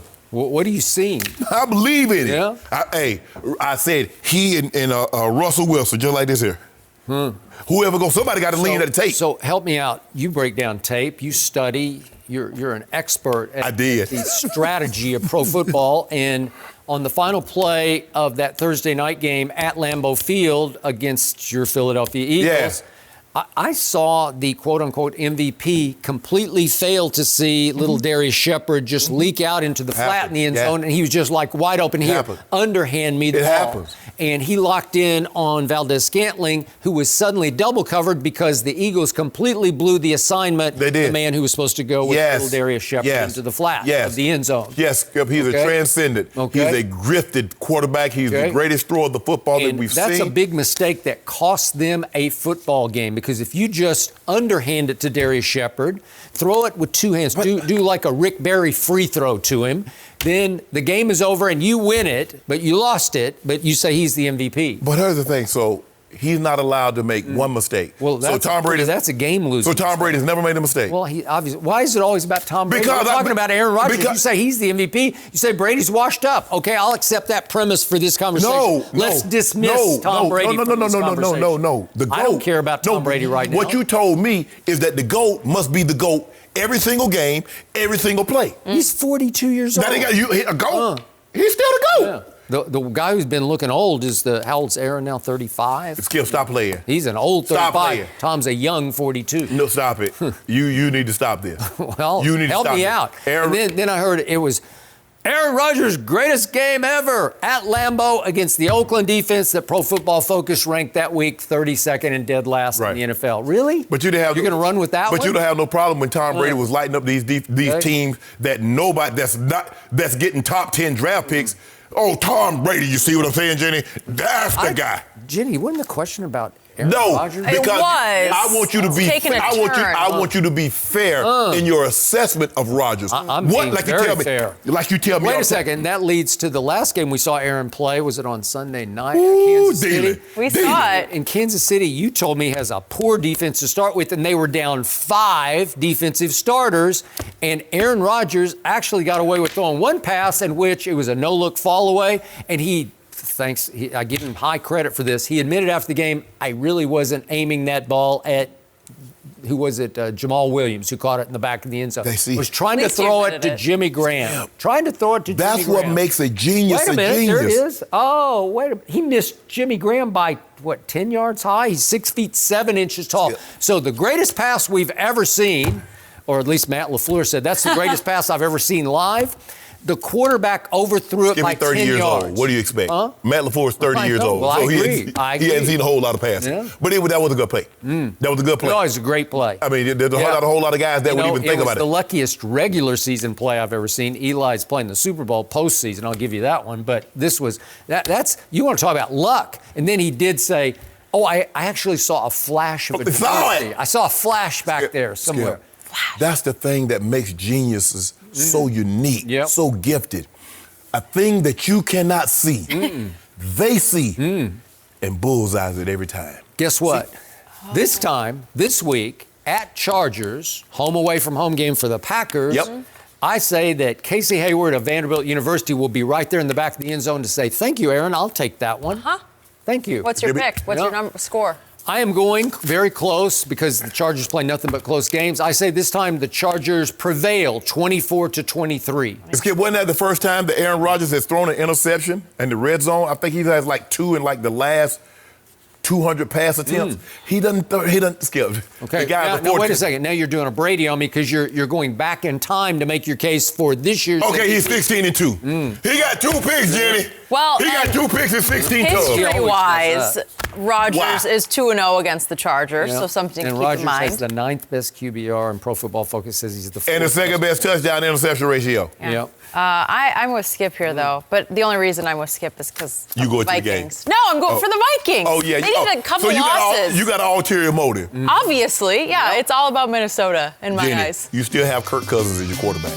We're going to talk about it. Mercy. After dropping the season opener, the Lakers have been firing on all cylinders. And tonight, they will be getting Kyle Kuzma back from an ankle injury. Kuzma averaged more than 18 points last season and is expected to be an integral part of the Lakers' championship push.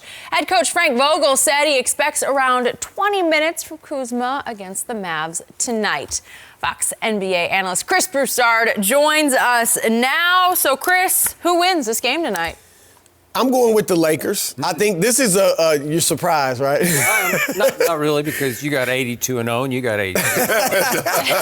Oh, wait, they lost their first game. I forgot about that. That counted, right? 81-1. 81-1. This is good for them because it's going to be a good test. Because Utah, when they beat Utah, Mike Conley, who he seems to have found his stroke their last game, right? Yeah. So he wasn't himself. As the Clippers, did he find it? And Utah wasn't where they are now. Obviously, Charlotte and Memphis are two struggling teams. So this will be a good test to see where the Lakers are. And Dallas, I'm not trying to say they're awesome, but they do have those two guys, Luka Doncic, and who I think is going to be a future MVP candidate, and Kristaps Porzingis.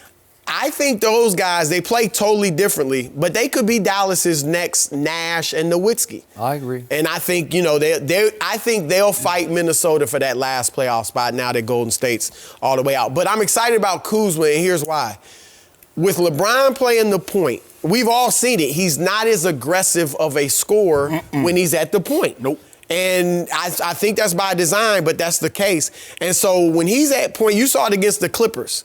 It was like, hold on, if LeBron's not going to be aggressive trying to score, they need somebody else other than AD. And Danny Green stepped up, but we know he can't do that every night. So Kuzma being that second aggressive scorer to AD when LeBron's handling the ball at the point and getting guys involved, I think that's going to be big for them. I know Kuzma's been working on creating his own shot, pick and roll, things like that. So if he plays well, then I think that's even going to open things up for Avery Bradley and Danny Green, because they're going to get a lot more open threes with those three on the floor. So this is big because, look, watching the Clippers last night, the Lakers have a lot of work to do if they're going to beat the Clippers, because the Clippers are legitimate, and they don't even have Paul George. So this is the first step to working these. Were they legitimate when Phoenix thumped them? When Book? You can't say nothing about the Clippers. You know that. You know that. Those boys are bad. I'm asking for a friend. I'm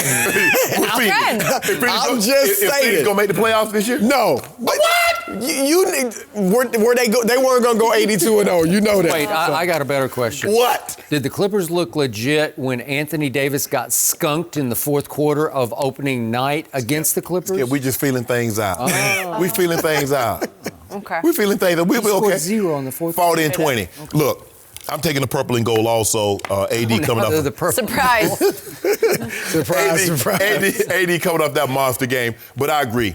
LeBron has gone out of his way. And this is another reason why AD is putting up the numbers, because LeBron has gone out of his way to make him comfortable.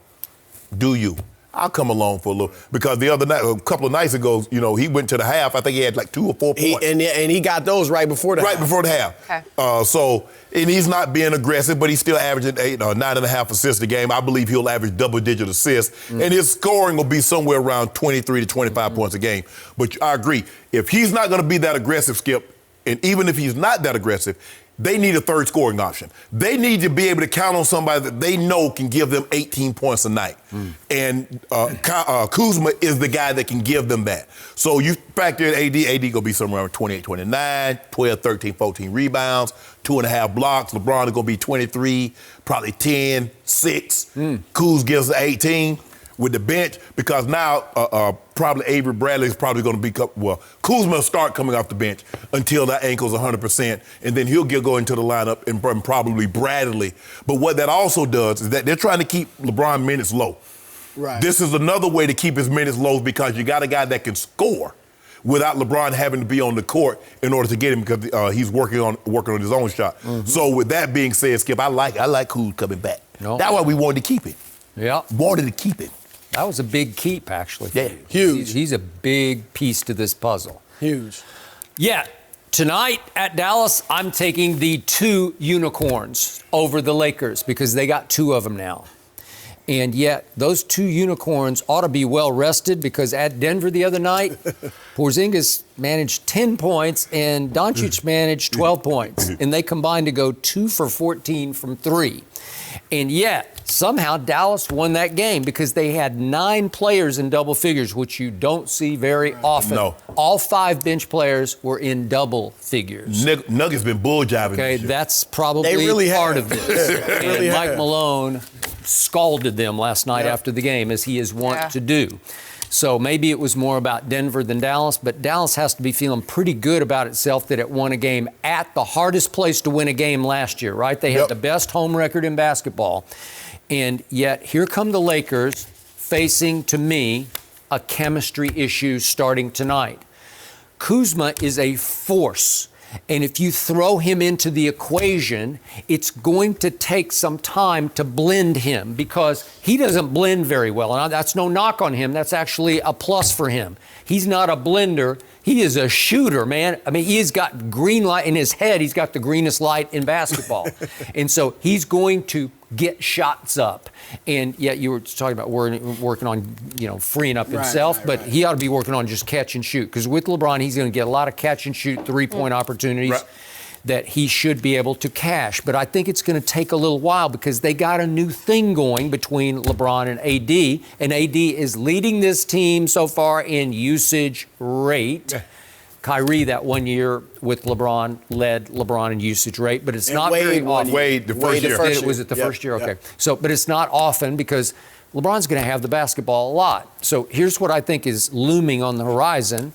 Listen, LeBron is still obviously a very good basketball player with quite a resume. And I think he still sees himself as a Mount Rushmore player. He is. And I'm just not sure he's going to go along for the ride with this team. Like at some point, he's going to say, wait a second, I don't want to be the third wheel on this team. He'll be the third wheel. Third wheel? Okay, well, I'm saying if Kuzma starts. No, he'll never.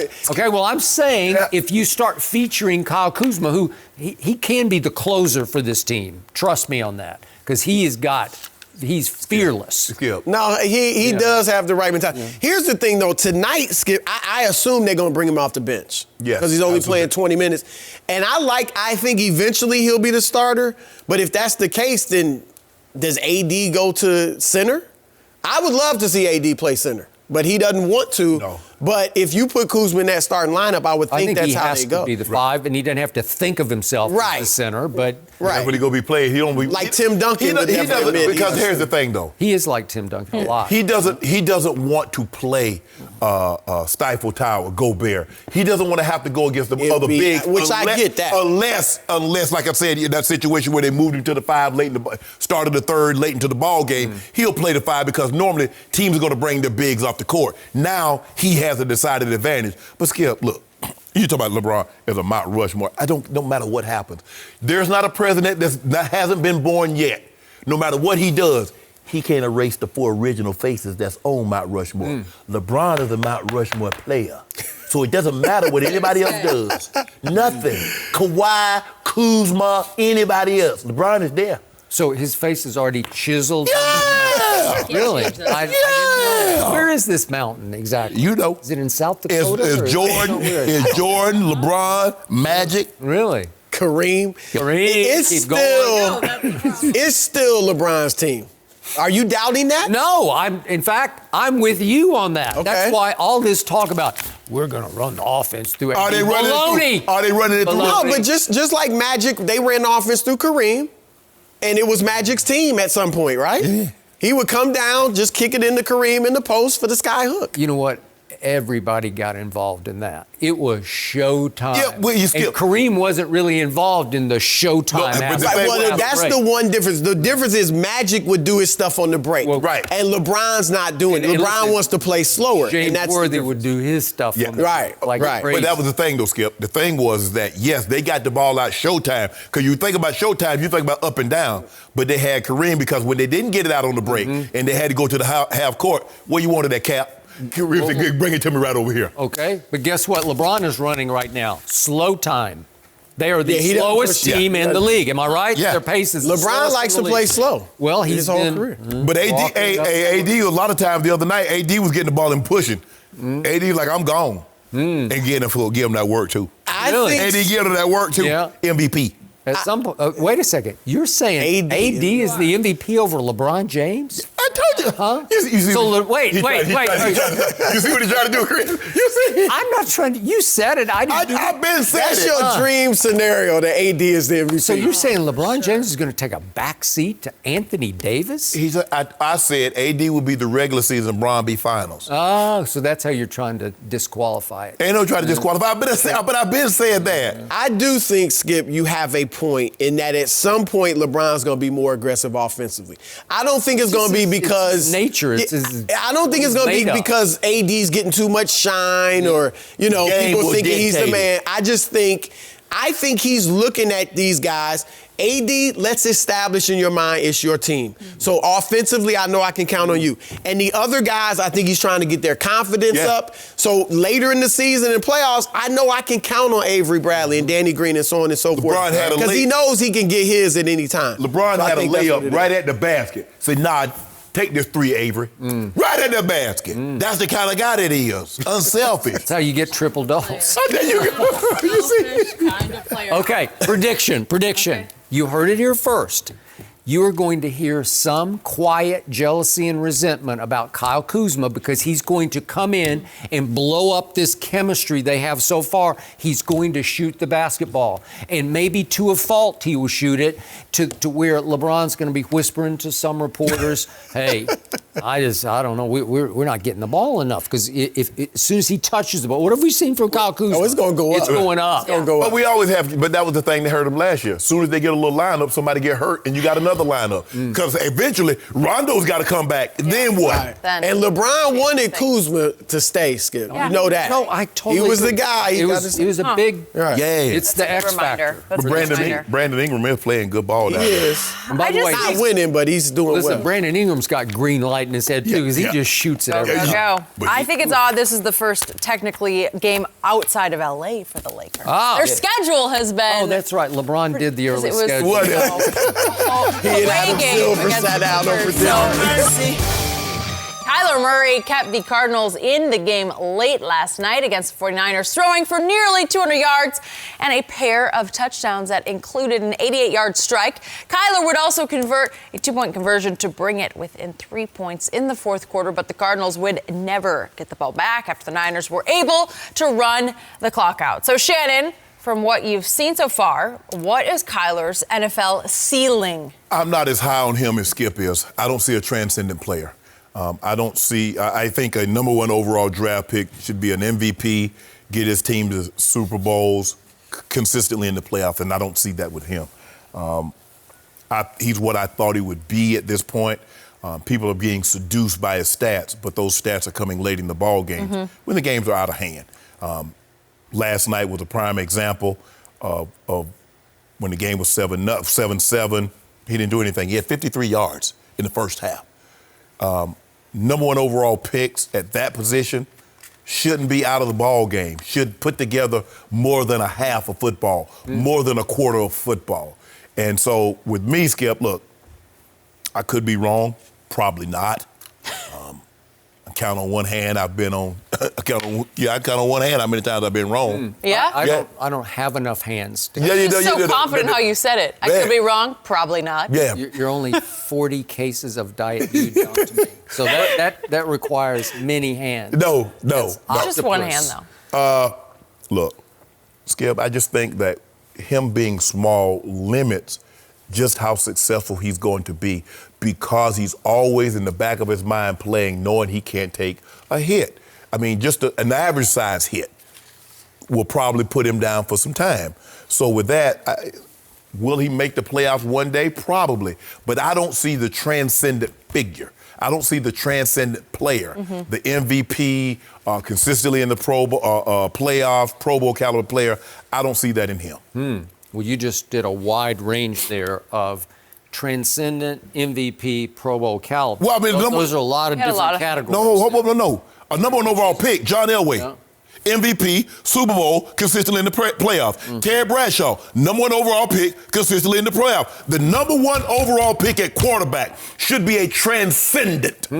Troy Aikman might have didn't win an MVP, but 3 Super Bowls on his resume. Number one overall pick. Do you see that for this kid? Peyton Manning, perennial playoffs, MVP 5 times, Super Bowls 3 times. Well, let's see, 4 times. Do you see that number 1 overall pick at quarterback? Do you see that in this kid? A bunch of busts as number. I ain't talking about that. Hold on. Russell. Okay, then. I'm glad you say that. Yeah. So that's it. It's either this or that. Okay. Are you saying bust? I'm saying this or that. Are you saying bust? I didn't say nothing. Okay, if it's this or that, if it's not my turn. or It's bust, not my turn to talk. I think you're It's not my turn to going talk. bust. It's not my turn to talk. I think I just backed Shannon Sharpe into the bust. Skip, corner. it's not my turn to talk. He's got a bust at Canton, and now he's saying this Skip, kid is a bust. It's not I didn't say that, Skip. Yep. But you trying to say, all I'm saying is, as the number 1 overall pick at the quarterback, Bradshaw, Aikman, Manning, Elway. Yep. That's the standard. Baker Mayfield. That's the standard, right? No, Baker. We go see. We'll see. We'll see what it. What I'm seeing from Kyler Murray already is exactly what I saw at Oklahoma in the 1 year he played there. He's going to be a Pro Bowl quarterback. Is he going to be transcendent? Is he going to be a Mount Rushmore quarterback? No, you don't have to be Probably that. You don't have to do that. Okay. But Super Bowls. Okay. Can he win a Super? Sure, he can win a Super Bowl. Will he make Pro Bowls, plural? Yes, he will, because I'm already seeing that arc as a rookie playing for a bad team. I saw it in game number 1, in which in the second half against the Detroit Lions, who seem to be a pretty credible football team this year, Kyler Murray brought them back. And remember, again, maybe I'm wrong about this, but the football I watch, it has 4 quarters. The football you watch has only a first half. Yeah. And if you don't light it up in the first half, you're disqualified in the second half, says Shannon Sharpe. That's not what I'm saying. But I'm Right. trying to figure out, if you're that guy, why you keep allowing this to happen. Because you do get the ball in the first half. Who had the first pick in the draft and why? It was the Arizona Cardinals, because they're not very good. And we have a rookie head coach who got fired at Texas Tech because he went 26-30, and he is playing first halves not to lose. He will not unleash Kyler Murray until he's forced to unleash him, as he was last night. And the reason he was forced to, it was the rookie head coach's fault that it wasn't 14-7 at halftime. Because what happened on that last play of the first half with 4 seconds left, Cliff Kingsbury ran up the sideline and called timeout and cost them that stop because they stuffed the run. San Francisco comes out in its big jumbo package with 2 tight ends and a fullback and their 4th-string running back who is their goal line back, and they got stuffed. But Cliff was worried that they were outmanned, so he's running, calling timeout. And it's possible the 49ers heard the quick whistle and they thought, oh, it's a dead play, so they didn't go as hard. But it looked like everybody played pretty hard, and it looked like they got stuffed, and it gave San Francisco one last shot, cash touchdown. So it's 21-7 when it should have been 14-7. And then what did Kyler do? He did what he always does.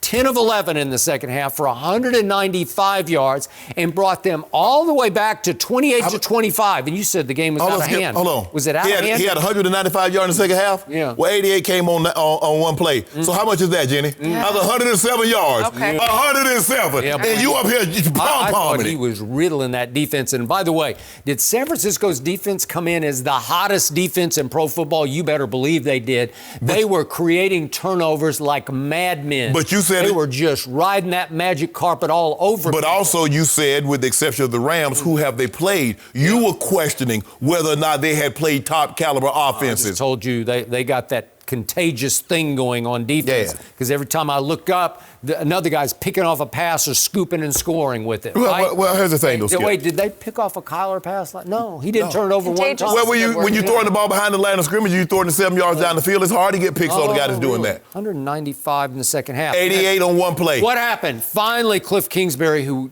at Lubbock, Texas, didn't like his quarterback to run. He didn't like that part of his offensive genius scheme. It's not a running quarterback scheme, but he had to resort to, okay, I'm going to let you run a read option. Second play of the first drive of the third quarter. What happened, Mr. Sharpe, on that play? Kyler fakes it, keeps it, goes off left tackle, and nobody's home.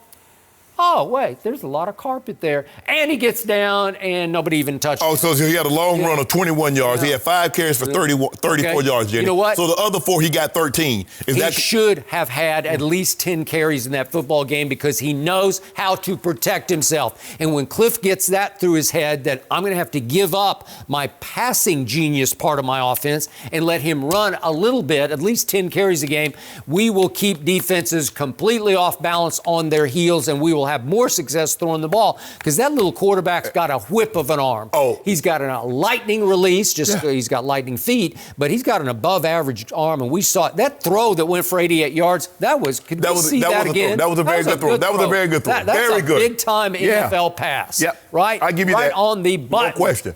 Here it is. This is about to go for 88. From the hash all the way to yeah. Oh, that's a hard throw over that corner. And then little Isabella, who can fly, he was off to the races. There we go. Thank you very much. And I'll give you, there was a lot of run after catch, but that was NFL. Oh, there was a lot of run after catch, huh? Oh, a lot of run after catch, Well, you just acknowledged it was a big-time throw. It was. But I forgot about Eli Manning, number 1 overall pick. Yeah. Multiple Super Bowl winner. Oh, I forgot about him, Skip Bayless. So is that what Kyler Murray is going to be? Yeah. To be better than Eli? Are you kidding me? Eli's led the league in interceptions 3 times. Eli also has like 60,000 yards. 5 of the last 6 years missing the playoffs. Eli lost his job. Eli ate the goat. Eli ate the goat. Yeah. The hell Shepherd. Old Shepherd Eli. Happened, but it happened. He beat the goat. Goat man. No, he beat the quote-unquote goat, Belichick. No, this He beat Don't do that, Belichick. Skip. No, that's not what you do. Whoa, wait. How did Tom he get Brady in did here? what Tom Brady always does against Eli. He went Caught a L. 80 yards in 12 plays. Touchdown to Randy Moss, 14-10. Patriots with 2 minutes left in the Super Bowl. He does what he always does. Wait a second. It's on you, Belichick, your defense. And here comes Eli, and he goes 13 plays, 83 yards for a touchdown. Skip Bayless, think about this. How do you allow that? Think about this. How do you allow Coach Belichick held him for, hold on. You see, Tom Brady does what Tom Brady always does against old Eli. Would you catch that L, come see me. How the little Dak special. Yeah. He got the Dak special. He was getting the Dak special before Dak started getting it. Well. So that's the status, Skip. See, what you're trying to do, you're trying to, I'm not going to let you do this. I'm not going to let you skate. Who led the league in interceptions as a rookie first overall pick? Peyton Manning. Yes. Oh, so Kyler Murray's only played, what's he up to, 8? I don't know if he's played 8 games. Yeah, he's played 8. So you said, hold on, I just want to get you on record. Games. I want to get you on record. You know what? So you said Kyler Murray's going to be better than Peyton Manning. No, I did not say that. Okay, but what you trying to say then? Okay, I'm trying to say he's having a better rookie year than Peyton Manning. Skip, it's a different ball game now. Oh, Skip. is it a different ball game? Yes. Guess what? He came into this game, Kyler Murray, with the second fewest percentage of turnover-worthy plays in the whole league. And last night, against that red-hot defense, he turned it over no times. Yeah. No times. You do realize, Skip, you do realize Peyton Manning as a rookie was calling his own plays. So how many plays you think Kyler Murray? You think they said Kyler Murray out there said Kyler? Okay. You know what? I would love to see Kyler call. Yeah, I would too. Yeah. I would love to see that. Yeah, because I read a good story on ESPN.com yesterday about Kyler as a chess player starting at age 14. He's got some genius going on. Look, this kid, Bobby Fish he has won everything. And Garrett Kasparov. They're great chess players. Yeah. You want to play in quarterback, Jenny? It just speaks to his intelligence. In Allen, Texas, just outside Dallas, he won 3 straight Texas he high school won championships. Everything. Every game. Everyone knew who he was. Every game. Since he was all like he 5. does is win. Well, right? Okay. So in other words, what did he win in college besides the Heisman? You play for Heisman, you play for national title? Well, I think you want to win both. Okay, well, he didn't get one. He shocked. Have you seen what Hollywood Brown's done for Lamar Jackson? So Hollywood good. Brown could not go in the national semifinal. Injured. He was out. What Hollywood at now? You know what? It's interesting. You'd appreciate this. Lincoln said that it's one of those things he regretted after that game because he wasn't as healthy as he thought he was. And that's something he still thinks about. Get him out there? Yeah, get him out there. He thought he was in a better place. So Hollywood was a difference maker. So I just gave you 5 number 1 overall draft picks at quarterback position. Yep. All have won multiples. Okay, I can give you 10 more who were busts. Okay then. So it's 50-50. Tim Couch, remember that? 50-50. Okay. So I like where I'm sitting in my 50-50. Really? All right. Okay, so you say Kyler Murray's a I didn't bust. say anything. It's not my turn. You are intimating that he's a bust. It's not my turn. You're implying that he's a bust. I hear as keep telling Jenny go to break. Yep. You're done? As keep saying all right. Bumpy, Fine, it's true. Fine, we're moving on. Ezekiel Elliott said his 111 yards and a touchdown against the Eagles 2 weeks ago was the best he's felt all season. The Cowboys dominated that game, winning 37-10. Now, coming off their bye week, the Cowboys will face the Giants on Monday night. But last season, Dallas also had a Monday night game after their bye, and it resulted in a 14-point loss to the Titans. Oh. Zeke said the Cowboys just need to pick up where they left off, and he expects the Giants to come out, quote, juiced on Monday night. So, Shannon, how concerned should the Cowboys be about being off for so long after their best game of the year? They shouldn't be concerned at all. I mean, the bye weeks are a good thing. Gives you an opportunity to get guys rested up, healed up. Gives you an opportunity to refocus and realize, okay, the first half that maybe didn't go as quite as well as we like, but we get an opportunity to do something about it in the second half. So I've always liked the bye week, and I like for it to come later, kind of like where it is right now, like smack dab in the middle of the season. Sometimes, Skip, you get by week 2, week 3. I'm like, damn, we just started, and then you got a long round of 13, 14 weeks before you get another bye, and that's if you get the first round bye. So I don't really think it should be a problem. The Giants have lost 4 straight games, Skip. If you're worried about rust coming off the last game you played and having a bye week, well, you got bigger issues than the Giants. So it should not be a problem. They should handle the Giants. I sure hope you're right, because I am very concerned about this, because to me, it feels like that big win over the Eagles happened last year. Seriously, it's feeling like it happened last year. And it also might feel to my team like that resounding win over the Eagles was the apex, the pinnacle of the season. We did that. We showed you what we can do after 3 straight losses, and then we went on vacation. And how do we do that? What was that feeling we had? I'm afraid it could slowly slip away. And I agree with you. Bye weeks are golden, man. You love them, and you especially love them at midseason. And you know, they did something, Skip. They only got Thursday through Friday. They got Thursday, Friday, Saturday, Sunday off. That's the way Mike did it with us. Some teams get the whole week. And when we were in Baltimore, Skip, we were going from Mike Shannon. We got Monday to Monday. Brian Billick says, okay, guys, I'll see you Monday. Really? We practiced Thursday, and then Mike would always like, Jason, if you make this field goal, you guys can go a little early. He missed. He's like, okay, I'm going to give you another chance. But I was already at the door. Make a miss. I think I was going to be ready to go. But, Skip, it just goes to show you that Jerry, because this is Jerry. This is not Jason Garrett. Jerry's like, we gonna stay out here a little. You know, we gonna practice Tuesday and Wednesday. I'm gonna give you guys Thursday through Monday off. Thursday through Sunday off. Yeah. So it just goes to show you where their mind is, Skip, because a lot of teams do take the entire week off. And it was a relatively good sign. Jason Garrett, a couple of days ago, sent 2 players home from practice for being late to a meeting, 2 defensive tackles. What do we make of that, Jason Woods, Tristan Hill, just home. With that I think he was Skip, trying to send a Jimmy Johnson memorial message to his football team. I'm in charge here. We're taking this seriously. We got to get back on track. Well, I was reading one of them fell asleep. Isaiah, they brought in Isaiah Thomas, Big Isaiah, the Hall of Famer, the great Detroit Piston, and he was giving a speech. Yeah. And so like one the of Lakers have Genius Day or whatever they call it. Right. Yeah. He fell asleep? Hold up. How Lakers have what day? What kind of day? Genius, they call And it. they ain't even, hold on. And they ain't invite your boy to speak yet? That's a good question. Wait a second, They ain't invite your boy to speak yet? I don't know.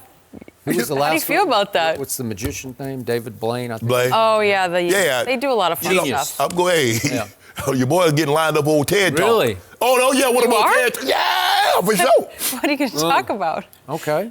Well, you should be able to pull that string. Yeah, I mean, No, but Skip, look. Just Can't text wait. LeBron and say, how about me? There you go, Skip. See, look, man, I don't be bothered that, man. That man got bigger fish. He got bigger fish to fry. He got something on the plate. He got something brewing. Okay. But, Skip, if the Giants and a rookie quarterback, and I get it, it's a division rival, they're going to come out fired up. They're going to come out emotional. And I know Sherman is telling the guys they think they're going to come in here and walk all over us. They think they're going to see the exact same team they saw opening night. They will, with the exception of the quarterback. But they're not playing very well. Now, you bottle up Saquon. That's going to be a tall order because, you know, Saquon get loose on you. Listen, Golden Tate's got loose on us several times on different teams, such as the Detroit Lions. Yep. So here's my fear is that after 3 straight losses, and you said, aha, they've been exposed, Then they exposed you by on that Sunday night saying, watch this. Little temporary setback. Tour de force. Yeah. This is who we can be. We have all of our weapons on full display for the nation to watch. And I think most people sat back and said, boy, that team could be really good. Jackrabbit need to rebound. Yeah. Because what Jackrabbit did over the night, it wasn't good. So the problem with the bye week is, as good as it is for you physically, it's not great for my team mentally right now because you needed to carry that momentum in just a week later into the Giants game. But you get Lyle Collins another week healthier. You get Ty Smith another week healthier. Can they remember that feeling of how how urgent they were for the Eagles game? Because that was do or die. That's how it felt. It wasn't going to end the season, but it felt like psychologically it would have ended the season if they had lost that game. I can't wait. And instead they sent your team packing, right? I can't wait. I can't wait till we see y'all again. Yeah. I can't wait. Well, it's going to be in Philadelphia where we enjoy playing. No, you don't. Quarterback plays great there. Skip, you won last year. Okay. And you still touting that. We beat the brakes off you the year before. So speaking of last year, what happened in the same sequence last year, as you point out? At Washington, they go, and my quarterback has a valiant effort to bring them back from near dead, and he's got them with us. He set up a 47-yard field goal to send it to overtime against the arch-rival Redskins, and the ref calls a false start, quote-unquote, on the long snapper for jiggling the football, and it was bogus, and so 47 becomes 52, and Brett Maher hits the left upright.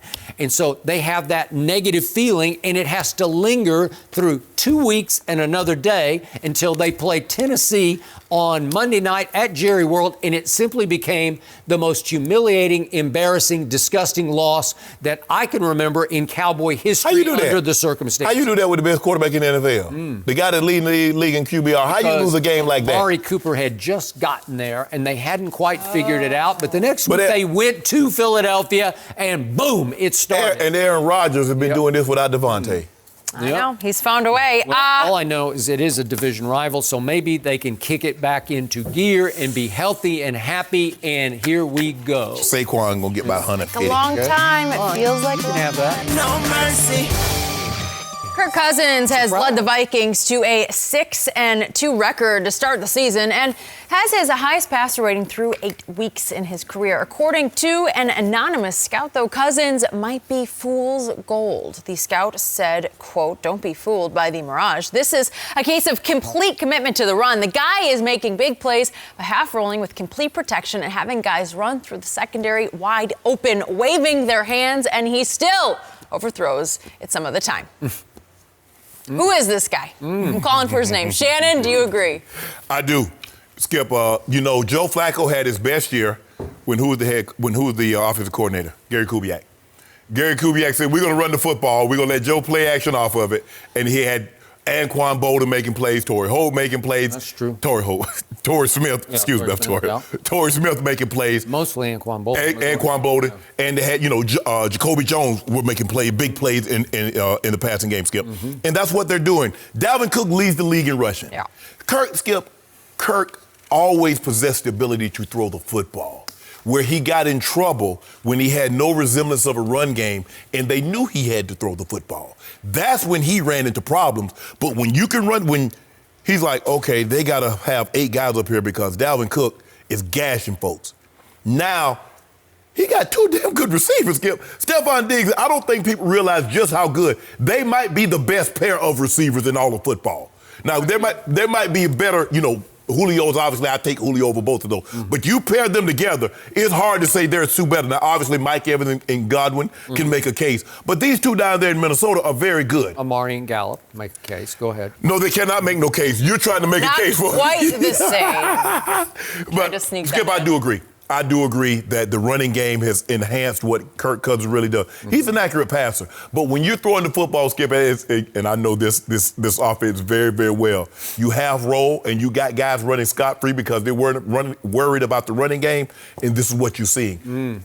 Let them shut down that running game like Chicago did. And you saw what they were saying. What was Adam Thielen? Stephon Diggs said, I want up out of here. He did. Apologies to Jenny Taft. Fool's gold, mirage. Underconfident, overachiever. Yeah. Still? I've always called him, and he's still the same guy. He just has the leading rusher in who's really, he is beasting. He is really running hot and hard. And Stephon Diggs might be a top 5 receiver as far as yardage now in the NFL. And Thielen, as a possession receiver, he's up there. Yeah. Love him. So, again, they're 6-2, and they did it by camouflaging his flaws. Yes. He's not bad. He's just not great.